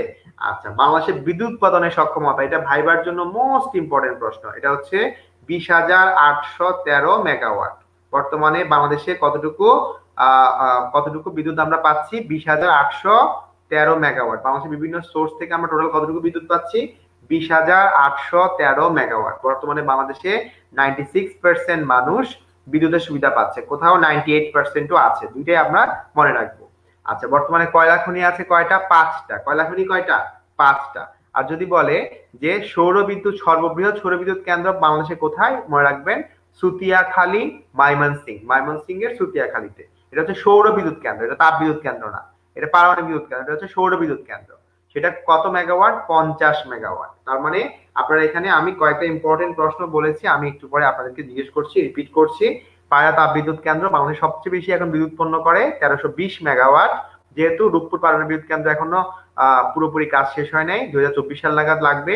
দেখেন রূপপুরে হচ্ছে 2400 মেগাওয়াট, এটা সবচেয়ে বড়, সেখানে 2400 মেগাওয়াট। আর পায়রা তাপ বিদ্যুৎ কেন্দ্র হচ্ছে 1320 মেগাওয়াট, এটা বর্তমানে চালু আছে। ঠিক আছে, তার মানে কয়লা বিদ্যুৎ তাপ বিদ্যুৎ কেন্দ্র মূলত 2টা, একটা হচ্ছে বড়পুকুরিয়া আর হচ্ছে পায়রা, এই দুটো আছে। ঠিক আছে, সর্ববৃহৎ সৌরবিদ্যুৎ কেন্দ্র হচ্ছে সুতিয়াখালী, ময়মনসিংহ, উৎপাদন ক্ষমতা 50 মেগাওয়াট। এরপরে এগুলো মনে রাখতেও পারেন, ভুলেও গেলেও সমস্যা নাই। পায়রা তাপ বিদ্যুৎ কেন্দ্রটা পায়রা কোথায়? এটা হলো পটুয়াখালীতে। পায়রা কোথায়? পটুয়াখালীতে। আর বাংলাদেশের বিদ্যুৎ উৎপাদনের সক্ষমতা কত? 20,813। আর কয়লা খনি আছে কয়টা? 5টা। আচ্ছা, বাকিগুলো আপনারা যতটুকু পারেন মনে রাখেন। আমি আপনাদেরকে এখন প্রশ্নে চলে যাচ্ছে, আপনারা আমাকে উত্তর করেন যে বাংলাদেশে বর্তমানে বিদ্যুৎ উৎপাদনের সক্ষমতা কত? First question. সেকেন্ড কোশ্চেন, পায়রা তাপ বিদ্যুৎ কেন্দ্রে কত মেগাওয়াট বিদ্যুৎ উৎপন্ন হয়? বর্তমানে পায়রা তাপ বিদ্যুৎ কেন্দ্রে কত মেগাওয়াট বিদ্যুৎ উৎপন্ন হয়? আপনি এই দুটো কোশ্চেনের উত্তর আমাকে কমেন্ট বক্সে জানান। আচ্ছা, বাংলাদেশে 2জন ব্যক্তি বর্তমানে, যে একজন কূটনীতিকের নাম বলবো, যিনি পদ্মভূষণ পেয়েছেন 2020 সালে, ভারতের সর্বোচ্চ বেসামরিক পদক। ভারতের সবচেয়ে বড় বেসামরিক পদকের নাম কি? পদ্মভূষণ। এই পদ্মভূষণ পেয়েছে কূটনৈতিক সৈয়দ মোয়াজ্জেম আলী। এটা ইম্পর্টেন্ট প্রশ্ন, এটা ইম্পর্টেন্ট প্রশ্ন। আর 3য় বেসামরিক পদক যেটা পদ্মশ্রী, এটাও কিন্তু এবছর একজন পেয়েছেন, তার নাম হচ্ছে প্রত্নতত্ত্ববিদ এনামুল হক। ভারতে গিয়ে তাদের বেসামরিক পদক পাচ্ছে বাংলাদেশের মানুষ, চিন্তা করেন। তাহলে পদ্মভূষণ কে পেয়েছে? সৈয়দ মোয়াজ্জেম আলী। সৈয়দ মোয়াজ্জেম আলী, পদ্মভূষণ, তাহলে ভূষণ পেয়েছে কে? মোয়াজ্জেম আলী। আর পদ্মশ্রী পেয়েছে কে? এনামুল হক। আমরা এগুলো মনে রাখবো। ঠিক আছে, আমরা এই তথ্যগুলো মনে রাখবো, এগুলো খুবই গুরুত্বপূর্ণ, আমার কাছে খুবই গুরুত্বপূর্ণ লেগেছে। যে পদ্মভূষণ পেয়েছে কে? ভারতের সর্বোচ্চ বেসামরিক পদক পদ্মভূষণ পেয়েছে সৈয়দ মুয়াজ্জেম আলী। আর পদ্মশ্রী পেয়েছে এনামুল হক। যেহেতু বাংলাদেশে এবছর খুব একটা পুরস্কার কিছু একটাতে নাই, এই জন্য এই ধরনের প্রশ্নগুলো পুরস্কার সম্মাননা বাংলাদেশ রিলেটেড গুরুত্বপূর্ণ। আচ্ছা, ওআইসি ইউথ ক্যাপিটাল 2020 ঘোষণা করে ঢাকা শহরকে। আমি একটু পরে জিজ্ঞেস করবো। পদ্মভূষণ পেয়েছে মুয়াজ্জেম, শ্রী পেয়েছে এনামুল। তাহলে ভূষণ মুয়াজ্জেম শ্রী এনামুল, ভূষণ মুয়াজ্জেম শ্রী এনামুল, বারবার মুখস্থ করে ফেলেন। আচ্ছা, অ্যান্টি মাইক্রোবিয়াল রেজিস্ট্যান্স নামে একটা প্ল্যাটফর্ম করা হয়েছে, এটাতে কো চেয়ার হিসেবে মনোনীত হয়েছে প্রধানমন্ত্রী শেখ হাসিনা। আমি মেডিকেল রিলেটেড যাই দেখি একটু গুরুত্বপূর্ণ দিয়ে মনে রাখার চেষ্টা করি, যাতে আপনাদের স্পেশাল বিসিএস এর ক্ষেত্রে আমাদের কাজে লাগে। আচ্ছা, জাতিসংঘে 193 দেশের কূটনৈতিক মিশন চালু আছে 58টি দেশে। মিশন মানে যেসব দেশে দূতাবাস আছে। বিশ্বে বাংলাদেশের মোট কতটি মিশন আছে? 77টি মিশন। ঠিক আছে, এর মধ্যে কূটনৈতিক মিশন 193 দেশের মধ্যে কতটি দেশে বাংলাদেশের কূটনৈতিক মিশন চালু আছে? 58টি দেশে, 58টি দেশে। আর মোট মিশন সংখ্যা 77টা, বড় ছোট মিলিয়ে। কিন্তু কূটনৈতিক মিশন মানে যেখানে দূতাবাস আছে, স্থায়ী দূতাবাস আছে। তার মানে স্থায়ী দূতাবাস আছে কয়টা দেশে? 58টা দেশে। আর 77টা দেশে বাংলাদেশে মোট দেখা যাচ্ছে দূতাবাস আছে, সেখানে মূলত দূতাবাস স্থায়ী অস্থায়ী ভাবে মিলিয়ে আছে। ঠিক আছে, আচ্ছা, তার মানে আমি আপনাদেরকে এখনই প্রশ্ন করছি, আপনারা আমাকে উত্তর করেন যে সম্প্রতি 2020 সালে বাংলাদেশের কোন ব্যক্তি ভারতের সর্বোচ্চ সামরিক পদক, যেটাকে পদ্মভূষণ বলে, এটি অর্জন করে, এবং পদ্মশ্রী কে লাভ করে? পদ্মভূষণ হচ্ছে প্রথম, আর তৃতীয় বেসামরিক পদক হচ্ছে পদ্মশ্রী। পদ্মভূষণ কে পায়, পদ্মশ্রী কে পায়? দুইটা কোশ্চেন উত্তর আমাকে আপনারা দিবেন। থার্ড কোশ্চেন, বাংলাদেশের কতটি দেশে স্থায়ী দূতাবাস আছে এবং কতগুলো দেশে মিশন চালু আছে? ঠিক আছে, এই চারটা কোশ্চেনের উত্তর আপনারা আমাকে কমেন্ট বক্সে এক্ষুনি দেন। এগুলো কিন্তু মুখস্থ হয়ে যাবে, এগুলো এখনই মুখস্থ হয়ে যাবে, এগুলো বারবার করতে হবে না। আচ্ছা, এরপরে চলে আসি বাংলাদেশের প্রথমবারের মতো আইসিডিডিআরবি, যেটা এটা কিন্তু বাংলাদেশের ইন্টারন্যাশনাল প্রতিষ্ঠানগুলোর ভিতরে আইসিডিডিআরবি কিন্তু ইন্টারন্যাশনাল প্রতিষ্ঠান, international centre for diarrhoeal disease and research rehabilitation. এই যে আইসিডিআরবি যেটা, এটা কিন্তু টোটালি চলতে হলো বিদেশিদেরকে দিয়ে। এই প্রথমবারের মতো এটা নির্বাহী পরিচালক হয়েছে একজন বাংলাদেশি, তার নাম হচ্ছে ডক্টর তাহমিদ আহমেদ। ঠিক আছে, এটা ইম্পর্টেন্ট মনে হলো। আর ইউনিসেফের বর্তমানে বাংলাদেশের ইউনিসেফের শুভেচ্ছা দূত হচ্ছে মুশফিকুর রহিম। কে? মুশফিকুর রহিম। ইউনিসেফ হচ্ছে মুশফিকুর রহিম। আর যদি বলে বিশ্ব খাদ্য কর্মসূচি শুভেচ্ছা দূত তামিম ইকবাল। এটা একটু মনে রাখেন, এই যে ওয়ার্ল্ড ফুড প্রোগ্রাম যেটা, এটা কিন্তু এই বছর নোবেল পুরস্কার পেয়েছে, ওয়ার্ল্ড ফুড প্রোগ্রাম নোবেল পুরস্কার পেয়েছে। আর ওইটার বাংলাদেশি শুভেচ্ছা দূত হচ্ছে তামিম ইকবাল। আর ইউনিসেফের যেটা হচ্ছে বাচ্চাদেরকে নিয়ে কাজ করে ইউনিসেফ, সেটা শুভেচ্ছা দূতকে মুশফিকুর রহিম। আরেকটা আপনাদেরকে প্রশ্ন বলি, সেটা হচ্ছে রিসেন্টলি হইলো ইউএনএইচসিআর, যেটা হচ্ছে কাজ করে হলো শরণার্থীদেরকে নিয়ে, এটার শুভেচ্ছা দূত, বাংলাদেশের শুভেচ্ছা দূত হয়েছে রিসেন্টলি তাহসান খান। আমাদের যে তাহসান, গায়ক তাহসান, এই তাহসান হচ্ছে ইউএনএইচসিআর এর বর্তমানে বাংলাদেশের শুভেচ্ছা দূত। কেমন? আচ্ছা, বর্তমানে জাতিসংঘে নিযুক্ত বাংলাদেশের স্থায়ী প্রতিনিধিকে রাবাব ফাতিমা, তিনি আবার ইউনিসেফের নির্বাহী বোর্ডের প্রেসিডেন্ট নির্বাচিত হয়েছে।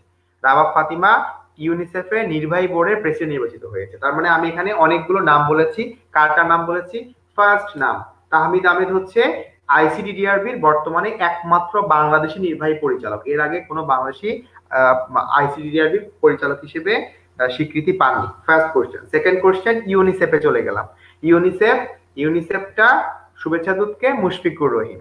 আর বিশ্ব খাদ্য কর্মসূচি শুভেচ্ছা দূতকে বাংলাদেশের বর্তমানে ওয়ানডে অধিনায়ককে, জাতীয় ক্রিকেট দলের ওয়ানডে অধিনায়ককে তামিম ইকবাল, সে হচ্ছে ওয়ার্ল্ড ফুড প্রোগ্রাম, যেটা এটার শুভেচ্ছা দূত। আর ইউএনএইচসিআর যেটা শরণার্থী বিষয়ক, ইউএনএইচসিআর এর কে শুভেচ্ছা দূতকে তাহসান খান। ঠিক আছে, আর বর্তমান জাতিসংঘে নিযুক্ত বাংলাদেশের স্থায়ী প্রতিনিধি তিনি হচ্ছেন কে? রাবাব ফাতিমা। তিনি আবার ইউনিসেফের নির্বাহী বোর্ডের প্রেসিডেন্ট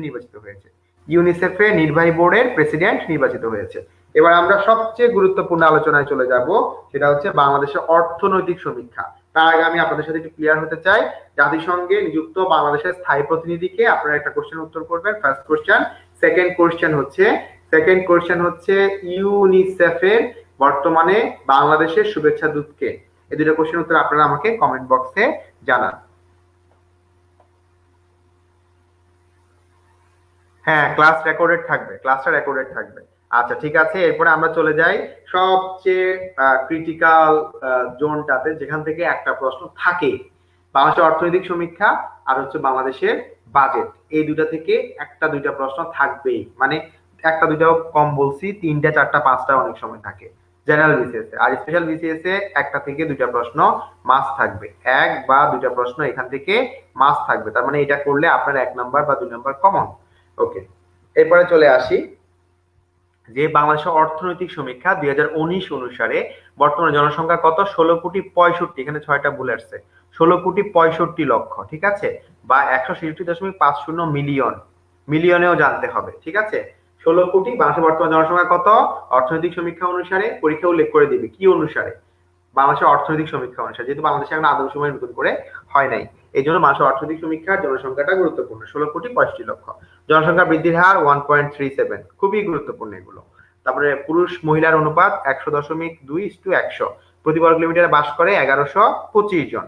স্থূল জন্মহার 18.1, স্থূল মৃত্যুহার 4.9, স্থূল জন্মহার প্রতি হাজারে 18.1 জন, আর স্থূল মৃত্যুহার 4.9। যত জনসংখ্যা বাড়বে না কেন, বাংলাদেশে জন্মগ্রহণ করে বেশি, মারা যায় কম। প্রতি হাজারে শিশু মৃত্যু হার কত? 21 জন প্রতি হাজারে। তার মানে 1000 শিশুর ভিতরে মারা যায় কয়জন? 21 জন মারা যাচ্ছে। আর গর্ভ নিরোধক বস্তু ব্যবহার করে কয়জন? 33.4%। আমি যেগুলো দাগ দিচ্ছি এগুলো বেশি গুরুত্বপূর্ণ, আমি কিন্তু কিছু কিছু মার্ক করে দাগ দিচ্ছি না, আপনারা ওগুলো কিন্তু সাইড কাটতে পারেন। প্রত্যাশিত গড় আয়ুষ্কাল কত? 72.6 বছর। ডাক্তার এবং জনসংখ্যার অনুপাত 1724, মানে 1724 জন মানুষের জন্য একজন ডাক্তার আছে। সুপেয় পানির গ্রহণকারীর হার কত? 98.1%। স্বাস্থ্যসম্মত পায়খানা ব্যবহার করে কয়জন? 81.5%। বর্তমান সাক্ষরতার হার কত? 74.4%। এটা গুরুত্বপূর্ণ, ঠিক আছে। তার মানে আমি এখানে মাঝখানে কতগুলোতে টিক দেই নাই। তাহলে আমরা কি কি পড়লাম? আমি যেহেতু এই পেজটা একটু পরে চলে যাবো, এখান থেকে প্রশ্ন করবো, আমি একটু রিপিট করে ফেলি। দারিদ্রের হার কত? 20.5।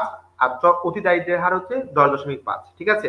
তাহলে আমি এখান থেকে রিপিট করে ফেলি, আমি এখান থেকে একটু পরে জিজ্ঞেস করতেছি। বাংলাদেশে জনসংখ্যা বৃদ্ধির হার কত? 1.37। প্রতি বর্গ কিলোমিটারে কতজন বাস করে? 1125 জন। স্থূল জন্মহার 18.1, স্থূল মৃত্যু হার 4.9, শিশু মৃত্যুর হার প্রতি হাজারে 1000 জন। তারপরে চলে আসি প্রত্যাশিত আয়ুষ্কাল কত? 72.6 বছর। তারপরে সাক্ষরতার হার কত? 74.4%, 74.4%, অথবা কোথাও কোথাও 74.7 লেখে, কেমন? আচ্ছা, দারিদ্রের হার কত? 20.5। চরম দারিদ্রের হার কত? 10.5। আমি এখনই জিজ্ঞেস করতেছি, আপনারা কমেন্ট বক্সে এখন ঝড় তুলবেন। সেটা হচ্ছে এগুলা কিন্তু এখান থেকে কিন্তু আসবেই, কোনো মিস নাই, এখান থেকে প্রশ্ন আসবেই। এখানে 30 বা 31টা প্রশ্ন দিচ্ছে, এখান থেকে প্রশ্ন আসবেই কনফার্ম, কোনো মিস নাই। আচ্ছা, আপনারা আমাকে বলেন বাংলাদেশের বর্তমান জনসংখ্যা বৃদ্ধির হার কত? এক নাম্বার আপনারা 1 নাম্বারে উত্তর করবেন জনসংখ্যা বৃদ্ধির হার কত। সেকেন্ড কোশ্চেন হচ্ছে বর্তমানে বাংলাদেশে সাক্ষরতার হার কত। Second question. থার্ড কোশ্চেন, বাংলাদেশে বর্তমানে গড় আয়ু কত? গড় আয়ু, থার্ড কোশ্চেন। ফোর্থ কোশ্চেন হচ্ছে বাংলাদেশে বর্তমানে শিশু মৃত্যুর হার কত। ঠিক আছে, এই কয়টা কোশ্চেনের উত্তর আপনারা আমাকে কমেন্ট বক্সে, 4টা কোশ্চেনের উত্তর আমাকে কমেন্ট বক্সে জানান। আমি নেক্সট পড়ায় চলে যাই। দেখেন, স্থির মূল্যে জিডিপি প্রবৃদ্ধির হার কত? 5.24%। জিডিপি প্রবৃদ্ধির হার কত? 5.24%। যদি বলে মাথা পিছু জিডিপি কত? 1970 মার্কিন ডলার। অনেক সময় পরীক্ষায় টাকাটাও দিয়ে দেয়, তো আপনারা ডলারটাই মনে রাখেন। 1970 এর সাথে যদি এখন চলে মনে হয় 84 টাকা সামথিং, 85 দিয়ে গুণ করেন তাহলে এত টাকা পেয়ে যাবেন। মাথা পিছু জিডিপি যদি বলে জিডিপি তাহলে হবে 1970, যদি বলে জাতীয় আয় তাহলে হবে 2064, ঠিক আছে। জিডিপিটা কম, জাতীয় আয়টা বেশি, ঠিক আছে।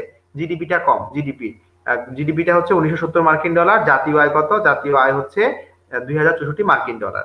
যদি বলে যে প্রবাসীরা বাংলাদেশে বর্তমানে কত টাকা পাঠিয়েছে 2019-20 সেশনে, 18,205 মিলিয়ন মার্কিন ডলার, অনেক টাকা পাঠিয়েছে। বাংলাদেশে বর্তমানে বৈদেশিক মুদ্রার মজুদ হচ্ছে 36.37, বর্তমানে 40 বিলিয়ন, মনে রাখবেন 40 বিলিয়ন মার্কিন ডলার। বর্তমানে বাংলাদেশে 40 বিলিয়ন মার্কিন ডলার যেটা বৈদেশিক মুদ্রা রিজার্ভের পরিমাণ, ঠিক আছে। এবার চলে আসি আমরা খাতওয়ারি শ্রমশক্তি কত পার্সেন্ট, কোনটাতে জড়িত, ঠিক আছে। কত পার্সেন্ট যদি বলে জিডিপি তাহলে হচ্ছে 1970 কম, জাতীয় আয় যদি বলে তাহলে 2064 মার্কিন ডলার, ঠিক আছে, এইখান থেকে প্রশ্ন আসবেই, কনফার্ম এখান থেকে প্রশ্ন আসবে, এই কারণে এটা ভালো করে পড়তে হবে। এখন বাংলাদেশের 40.6% মানুষ কৃষির সাথে জড়িত, সেখান থেকে আউটপুট আসছে কত, মাত্র 13.5%। মানে জিডিপিতে আমরা টাকা পাচ্ছি 13% টাকা, মানে আমাদের যদি টোটাল আমি আমাদের ইনকাম 100 টাকা চিন্তা করি, 100 টাকার 13 টাকা আমরা 13.35 টাকা পাই আমরা কোত্থেকে, কৃষি থেকে। 13 টাকা পাই আমরা কৃষি থেকে, অথচ এখানে আমাদের 40% মানুষ এই কৃষির সাথে সম্পর্কিত। তারপরে আমরা দেখেন এখানে কিন্তু দশমিকের মানগুলো জানতে হবে। শিল্প খাতে আমরা পাই হলো 35 টাকা, আমাদের 100 টাকা যদি চিন্তা করি 35 টাকা পাই আমরা কি থেকে, শিল্প থেকে। অথচ সেখানে আমাদের কত পার্সেন্ট মানুষ জড়িত, 20% মানুষ জড়িত, 20.4% মানুষ জড়িত। আমরা 51 টাকা পাই হলো সেবা খাত থেকে, অথচ সেবা খাতে মানুষ কত, 39%। বুঝছেন বাংলাদেশ কৃষিটা কতটা বাজে অবস্থা। 13%, আমি যদি 100 টাকা এক বছরে পাই, তার 13 টাকা আমার ইনকাম হয় হচ্ছে কৃষি থেকে, অথচ 40% মানুষ কৃষির সাথে সম্পর্কিত। 35 টাকা আমার পাই, 35.36, এগুলো একটু সুন্দর করে লিখে রাখবেন, এগুলো আমি এখন এত ডিফাইন করে জিজ্ঞেস করবো না, এগুলো মনে থাকবে না। 13, 35, 51, ঠিক আছে, 13, 35, 51। 13 হচ্ছে কৃষি, তারপরে শিল্প, তারপরে সেবা। 20, 40, 20, 39, 40, 20, 39, 13, 35, 51, 40, 20, 39, কৃষি, শিল্প, সেবা, কৃষি, শিল্প, সেবা। তার মানে আমি এখানে সিরিয়াল করলাম, এখানে একটু সিরিয়ালে এদিক সেদিক হলো, জাস্ট মনে রাখবেন যে 13%, 13.35% মানুষ কৃষির সাথে সম্পর্কিত। ঠিক আছে, তাহলে আমরা এই খাতোয়ারি শ্রমশক্তির এই জিনিসটা জানবো, এটা মোস্ট মোস্ট ইম্পর্টেন্ট, এটা কিন্তু বাদ দিবেন না। এখানে দশমিক যুক্ত সহ, এখানে কিন্তু দশমিক দিয়েই গোলমাল করে, প্রশ্নে দশমিক দিয়েই গোলমাল করে, অতএব দশমিক সহ মনে রাখবেন। তাহলে 13%, আমাদের 13 টাকা ইনকাম হয় কৃষি থেকে, 40 ভাগ মানুষ জড়িত। 35 টাকা ইনকাম হয় শিল্প থেকে, 20 ভাগ মানুষ জড়িত। 51 টাকা ইনকাম হয় হচ্ছে সেবা খাত থেকে, সেখানে 39% মানুষ জড়িত। বাংলাদেশের বর্তমান তফসিলি ব্যাংক কয়টা, 60টা। ঠিক আছে, বলেছিলাম না অর্থনৈতিক সমীক্ষা অনুসারে তফসিলি ব্যাংক কয়টা, 60টা, কিন্তু বর্তমানে কয়টা, 61টা, সিটিজেন ব্যাংক লিমিটেড লাস্ট যেটা। রাষ্ট্রায়ত্ত বাণিজ্যিক ব্যাংক কয়টা, রাষ্ট্রায়ত্ত বাণিজ্যিক ব্যাংক হচ্ছে 6টা। বিশেষায়িত বাণিজ্যিক ব্যাংক কয়টা, 3টা। বেসরকারি ব্যাংক কয়টা, সেটা হচ্ছে 42টা। বৈদেশিক ব্যাংক কয়টা, 9টা। বাংলাদেশের বর্তমানে মূল্যস্ফীতি কত, 5.65%। 5.65%। মূল্যস্ফীতি কত, 5.65%। মূল্যস্ফীতি একটা হচ্ছে জিডিপি প্রবৃদ্ধির হার, জিডিপি প্রবৃদ্ধি বাড়ছে, জিডিপি বাড়ছে কত, 5.24% বাড়ছে। আর মূল্যস্ফীতি কত, 5.65%। তার মানে একটা জিডিপি প্রবৃদ্ধির হার আর একটা হচ্ছে মূল্যস্ফীতি, এগুলো কিন্তু আপনারা মিলাইয়া ফেলবেন না। বর্তমানে 96% মানুষের বাড়িতে কারেন্ট আছে। আর মানব উন্নয়ন, যদি মানব উন্নয়ন প্রতিবেদন বলে, ইউএনডিপি রিপোর্ট, সেটা অনুযায়ী বাংলাদেশের মাথাপিছু আয় কত, 4,57, এটা হলে তো ভালোই ছিল। বাংলাদেশের মাথাপিছু আয় কত, যেটা হচ্ছে 2064, সেটাকে ইউএনডিপি বলতেছে 4,057, ঠিক আছে, বাড়ায় বলতেছে। আর বাংলাদেশের মাথাপিছু জিডিপি কত, 1970 মার্কিন ডলার। আমাদের দেশে আমরা আমাদের চাহিদা 98% মেডিসিন উৎপন্ন করতে পারি, ঠিক আছে, 98% মেডিসিন আমরা আমাদের দেশে উৎপন্ন করতে পারি। আচ্ছা, তাহলে এখানে কি কি দাঁড়ালো, আপনারা আমাকে উত্তর করেন যে বাংলাদেশে বর্তমানে জিডিপির প্রবৃদ্ধির হার কত। ফার্স্ট কোশ্চেন, জিডিপির প্রবৃদ্ধির হার কত। ফার্স্ট কোশ্চেন, জিডিপির প্রবৃদ্ধির হার কত। সেকেন্ড কোশ্চেন, প্রথম কোশ্চেন বললাম কি, জিডিপির প্রবৃদ্ধির হার কত। সেকেন্ড কোশ্চেন আপনাদেরকে আমি জিজ্ঞেস করছি, সেটা হচ্ছে বর্তমানে বাংলাদেশে মাথাপিছু জিডিপি কত। তারপরে আমাকে বলবেন মাথাপিছু মাথাপিছু জাতীয় আয় কত। এই 3টা কোশ্চেন উত্তর আপনারা আমাকে দেন। প্রথম কথা বলেছি প্রবৃদ্ধি কত, দ্বিতীয় কোশ্চেন বলেছি প্রবৃদ্ধির হার কত, দ্বিতীয় প্রশ্ন আপনাদেরকে করেছি যে মাথাপিছু জিডিপি কত, তারপরে বলেছি মাথাপিছু জাতীয় আয় কত। ফোর্থ কোশ্চেন, মূল্যস্ফীতি কত। ঠিক আছে, তাহলে এই 4টা কোশ্চেন উত্তর আপনারা আমাকে দেন। আমি হয়তো আর 5 মিনিট আলোচনা করব, দেখতে মনে হচ্ছে আরো কয়েকটা পেজ আছে, কিন্তু আলোচনা এখন খুবই লিমিটেড, এখন যে আলোচনা করব একদম কম। আচ্ছা, বাংলাদেশের বর্তমানে কতটি দেশে ওষুধ রপ্তানি করছে, 148টি দেশে। বাংলাদেশ তাহলে কতগুলো দেশে বর্তমানে ওষুধ পাঠাচ্ছে, 148টা দেশ। এটা ইম্পর্টেন্ট প্রশ্ন, এটা ডাক্তারদের জন্য ইম্পর্টেন্ট প্রশ্ন। এরপরে চলে আসি, দেশে বর্তমানে কয়লা খনি কয়টা, 5টা। দেশে বর্তমানে কয়লা খনি কয়টা, 5টা। কি কি, বড়পুকুরিয়া, দিঘিপাড়া, ফুলবাড়ি, খালাসপীর, জামালগঞ্জ। এই 5টা হচ্ছে বর্তমানে দেশে আবিষ্কৃত কয়লা ক্ষেত্র। কয়টা, 5টা কয়লা ক্ষেত্র। এটা মোস্ট ইম্পর্টেন্ট প্রশ্ন। আমি একটা প্রশ্ন আপনাদেরকে বলেছি যে বাংলাদেশের মোট বিদ্যুৎ উৎপাদন ক্ষমতা, সেটা আপনারা মনে রাখবেন, এটা মনে রাখবেন, সেটা হচ্ছে কমিউনিটি ক্লিনিকের সংখ্যা 13,907। এটা ডাক্তারদের জন্য মোস্ট ইম্পর্টেন্ট প্রশ্ন, বর্তমানে কমিউনিটি ক্লিনিকের সংখ্যা কত। বর্তমানে বাংলাদেশে কমিউনিটি ক্লিনিকের সংখ্যা কত? 13,907। আপনারা আমার কমেন্ট বক্সে জানান বাংলাদেশে বর্তমানে বিদ্যুৎ উৎপাদনের সক্ষমতা কত? কমেন্ট বক্সে জানান বর্তমানে বাংলাদেশে বিদ্যুৎ উৎপাদনের সক্ষমতা কত? মুখস্থ হয়ে যাক, মুখস্থ হয়ে যাক। আচ্ছা, তার মানে কয়লা ক্ষেত্র কয়টা? 5টা। কিন্তু কয়লা বিদ্যুৎ কেন্দ্র কয়টা? 2টা। কয়লা বিদ্যুৎ কেন্দ্র কয়টা? 2টা। আচ্ছা, কয়লা ক্ষেত্র যেখান থেকে কয়লা উত্তোলন করা হয় এরকম কয়টা আছে? 5টা। কি কি? বড়পুকুরিয়া, দিঘিপাড়া, ফুলবাড়ি, খালাসপীর আর হচ্ছে জামালগঞ্জ। এরপরে আমরা আরো কিছু জিনিস এখানে পড়বো যে সরকারি মেডিকেল কয়টা, তারপরে হচ্ছে এগুলো এগুলো দেখতে পারেন। আমি এগুলো আপনাদেরকে আলোচনা করছি না, আমরা আলোচনা করবো 5 মিনিট। কয় মিনিট? ধরে ধরে 5 মিনিট। আপনারা আমাকে এখন কমেন্ট বক্সে জানাবেন বাংলাদেশে বর্তমানে কমিউনিটি ক্লিনিকের সংখ্যা কত? অলরেডি আপনারা আমাকে উত্তর করেছেন বর্তমানে বাংলাদেশে বিদ্যুৎ উৎপাদনের ক্ষমতা কত। এখন আপনারা আমাকে বলবেন বর্তমানে বাংলাদেশে কমিউনিটি ক্লিনিকের সংখ্যা কত। আচ্ছা, এরপরে চলে আসি আমাদের বর্তমানে বাংলাদেশের কতম বাজেট? 50তম বাজেট। অন্তর্বর্তীকালীন সহ বাজেট সংখ্যা বর্তমানে কত? 50তম বাজেট। বাজেটের পরিমাণ কত? 5,68,000 কোটি টাকা। ঠিক আছে, জিডিপি 7.91%। জিডিপি কত? 31,71,800 কোটি টাকা। তাহলে এটার 17% হচ্ছে বাজেট। কত? 5,68,000 কোটি টাকা। সাধারণ মানুষ কত কত কত টাকা বছরে ইনকাম করলে তাকে ট্যাক্স দেওয়া লাগবে না? 3 লাখ টাকা পর্যন্ত তাকে ট্যাক্স দেওয়া লাগবে না। এবং নারীও 65 বছর বয়স্ক যদি হয় তাহলে 3.5 লাখ টাকা পর্যন্ত তাকে ট্যাক্স দেওয়া লাগবে না। বার্ষিক উন্নয়ন কর্মসূচি এটা 39তম বিসিএস এসেছিল, তখন ছিল 1,73,000 কোটি টাকা। বর্তমানে বার্ষিক উন্নয়ন কর্মসূচির মান কত? 2,05,145 কোটি টাকা। ঠিক আছে, এটা 39তম বিসিএস এ এই সেম প্যাটার্নের প্রশ্নটা এসেছিল। আমাদের যে বর্তমানে 7টা মেগা প্রকল্প আছে এতে বর্তমানে ব্যয় কত? 34,115 কোটি টাকা। 34,115 কোটি টাকা মনে রাখতে পারেন। বাজেট ঘাটতি কত? 1,85,000 কোটি টাকারও বেশি। আচ্ছা, এই দুইটা প্রশ্ন খুব ইম্পর্টেন্ট। একটা হচ্ছে জিডিপি প্রবৃদ্ধির হার 8.2% আর মূল্যস্ফীতি 5.4%। বাজেটের মূল্যস্ফীতি কত? 5.4%। জিডিপি প্রবৃদ্ধির হার কত? 8.2%। জিডিপি প্রবৃদ্ধির হার কত? 8.2%। 8 পয়েন্ট। জিডিপি প্রবৃদ্ধির হার কত? 8.2%। আর মূল্যস্ফীতি কত? 5.4%। ঠিক আছে, তাহলে এখানে আমি কোনটা কোনটাকে এমফাসিস করলাম। একটা হচ্ছে প্রথম কথা হলো আমাদের বাজেটের পরিমাণ কত? 5,68,000 কোটি টাকা, এটা মনে রাখবেন। তারপর সাধারণের জন্য করমুক্ত আয়সীমা 3 লক্ষ টাকা। তারপরে হচ্ছে বার্ষিক উন্নয়ন কর্মসূচি হচ্ছে 2,05,145 কোটি টাকা। এটা যেহেতু এসেছে এরকম একটা কোশ্চেন, এই কারণে এটা মনে রাখতে পারেন। 7টা মেগা প্রকল্পতে কত খরচ করা হচ্ছে? 34,115 কোটি টাকা। তারপরে প্রবৃদ্ধির হার কত? জিডিপি প্রবৃদ্ধির হার হচ্ছে 8.2। আর যদি বলে বাজেটের মূল্যস্ফীতি কত? মূল্যস্ফীতি হচ্ছে 5.4। এই দুইটা মনে রাখবেন, এই দুইটা আপনারা মনে রাখবেন। ঠিক আছে, আমি আপনাদেরকে তাহলে বলি, আপনারা উত্তর দেন।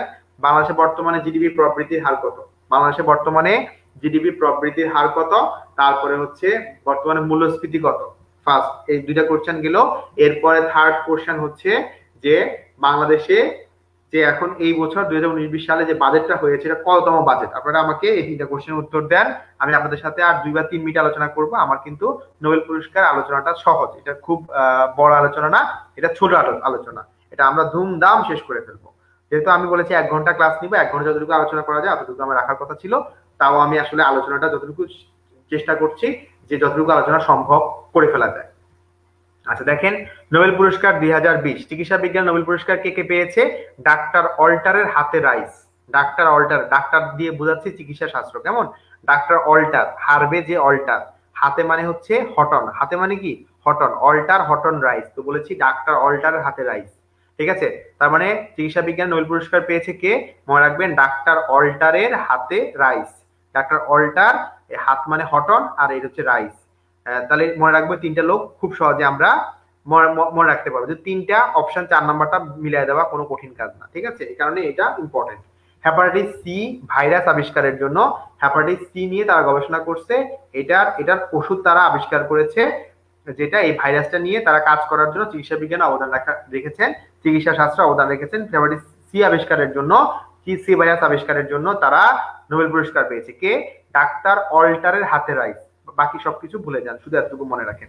আর এই যে ব্যাখ্যা ট্যাখ্যা এগুলো যদি আপনাদের ইচ্ছা হয়, খুব ইচ্ছা হয় তাহলে পড়বেন, এছাড়া পড়ার দরকার নেই।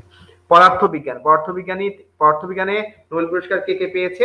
জাস্ট আমি বলে রাখছি, পদার্থবিদ প্যানোরেজের ঘরে গ্যাঞ্জাম। এই যে প্যানোরেজ, তার ঘরে কি? গ্যাঞ্জাম। এই প্যানোরেজ আর হচ্ছে গ্যাঞ্জেল আর হলো গেঞ্জ। প্যানোরেজ গ্যাঞ্জেল আর গেঞ্জ, এই প্যানোরেজ, গ্যাঞ্জেল আর হলো গেঞ্জ, এই তিনজন পদার্থবিজ্ঞান নোবেল পুরস্কার পেয়েছে। কে কে মনে রাখবো? পদার্থবিদ প্যানরোজের ঘরে গ্যাঞ্জাম, প্যানরোজের ঘরে গ্যাঞ্জাম, ঘ দিয়ে হচ্ছে গেঞ্জ, আর গ্যাঞ্জাম তো গ্যাঞ্জামি, গ্যাঞ্জেল, ঠিক আছে? তার মানে প্যানরোজ, গ্যাঞ্জেল, গেজ, এই তিনজন পদার্থবিজ্ঞানে নোবেল পুরস্কার পেয়েছে। অনেক সময় কে 2019 সালে পুরস্কার পাননি এই ধরনের প্রশ্ন দিয়ে দেয়। তারা কি জন্য পেয়েছে, অবদান কি? তারা কৃষ্ণ গহ্বরের আপেক্ষিক তত্ত্বের পূর্বাভাস দিয়েছে, মানে কৃষ্ণ গহ্বর নিয়ে কাজ করেছে, ঠিক আছে? এরপরে আর তারা সুপার ম্যাসিভ কম্প্যাক্ট অবজেক্ট আবিষ্কারের জন্য, ঠিক আছে, কৃষ্ণ গহ্বর আর সুপার ম্যাসিভ কম্প্যাক্ট অবজেক্ট এই দুটো নিয়ে কাজ করার জন্য তারা নোবেল পুরস্কার পেয়েছে। কে কে? প্যানোরেজ, গ্যাঞ্জেল, গেন্স। এখন চলে আসি আমরা রসায়ন। রসায়নটা মনে রাখবো কি, রসায়ন নোবেল পুরস্কার পেয়েছে কে কে? আমরা মনে রাখবো সাপের রসে ডাউডনা কাবু, ঠিক আছে? সাপের রসে ডাউডনা কাবু, রস মানে রসায়ন, সাপ মানে হচ্ছে সার্ফোসিয়ে, আর ডাউডানা হচ্ছে, ডাউডানা তো নাম দিয়ে দিয়েছি, সাপের রসে ডাউডানা কাবু, মানে সাপ ডাউডানাকে মনে করেন ছবল দিছে, তাহলে সাপের রসে ডাউডানা কাবু, এ হচ্ছে সার্ফোসিয়ে, এই হচ্ছে ডাউডানা। তারা জেনেটিক কাঁচি আবিষ্কার করেছে, জেনেটিক কাঁচি আবিষ্কারের জন্য রসায়ন নোবেল পুরস্কার পেয়েছে। তাহলে সাপের রসে ডাউডানা কাবু, রস দিয়ে আমি রসায়ন মনে রাখতে চেয়েছি, কেমন? ওকে, এবার সাহিত্য নোবেল পুরস্কার পেয়েছে কে? গ্লাক, মনে রাখতে হবে, সাহিত্যে গ্লাকের নোবেল লাক, সাহিত্যে গ্লাকের নোবেল লাক, মানে নোবেলের ভাগ্য খুলেছে সাহিত্যে কার? গ্লাকের। গ্লাক হচ্ছে যুক্তরাষ্ট্রের, কেমন? তিনি সরল এবং সৌন্দর্যময় সুস্পষ্ট কাব্যিক কণ্ঠস্বরের জন্য তার রচনাগুলো সমৃদ্ধি লাভ করেছে। তিনি কিন্তু কবি হিসেবে 16তম ব্যক্তি হিসেবে নোবেল পুরস্কার লাভ করেছে, ঠিক আছে? তারপরে আমরা বলেছি সাহিত্যে গ্লাকের নোবেল লাক, তাহলে কে? Louise Elizabeth Glück, Louise Elizabeth Glück, সাহিত্যে গ্লাকের নোবেল লাক, সাহিত্যে গ্লাকের নোবেল লাক, বারবার করে বলবেন, মুখস্থ হয়ে যাবে। সাহিত্যে নোবেল বিজয়ী পঞ্চম নারী। আচ্ছা, এখন সাহিত্যে নোবেল পুরস্কার পেয়েছে কোন প্রতিষ্ঠান? World food programme. আপনাদেরকে প্রশ্ন করি, ওয়ার্ল্ড ফুড প্রোগ্রামের বাংলাদেশি শুভেচ্ছা দূত কে? আপনারা আমাকে কমেন্ট বক্সে জানান। এটা মনে রাখার জন্য আমি মনে রাখছি কিভাবে, খাবারেই শান্তি। কিসে শান্তি?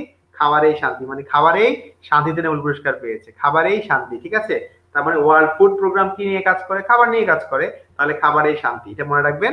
আর ক্ষুধামুক্ত বিশ্ব গড়ার জন্য তারা নোবেল পুরস্কার পেয়েছে, ঠিক আছে?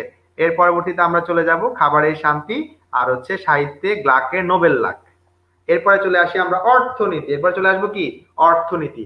অর্থনীতিতে মনে রাখবেন কে কে পেয়েছে? মিলগ্রোম আর উইলসন। তবে মনে রেখেছি কি দিয়ে?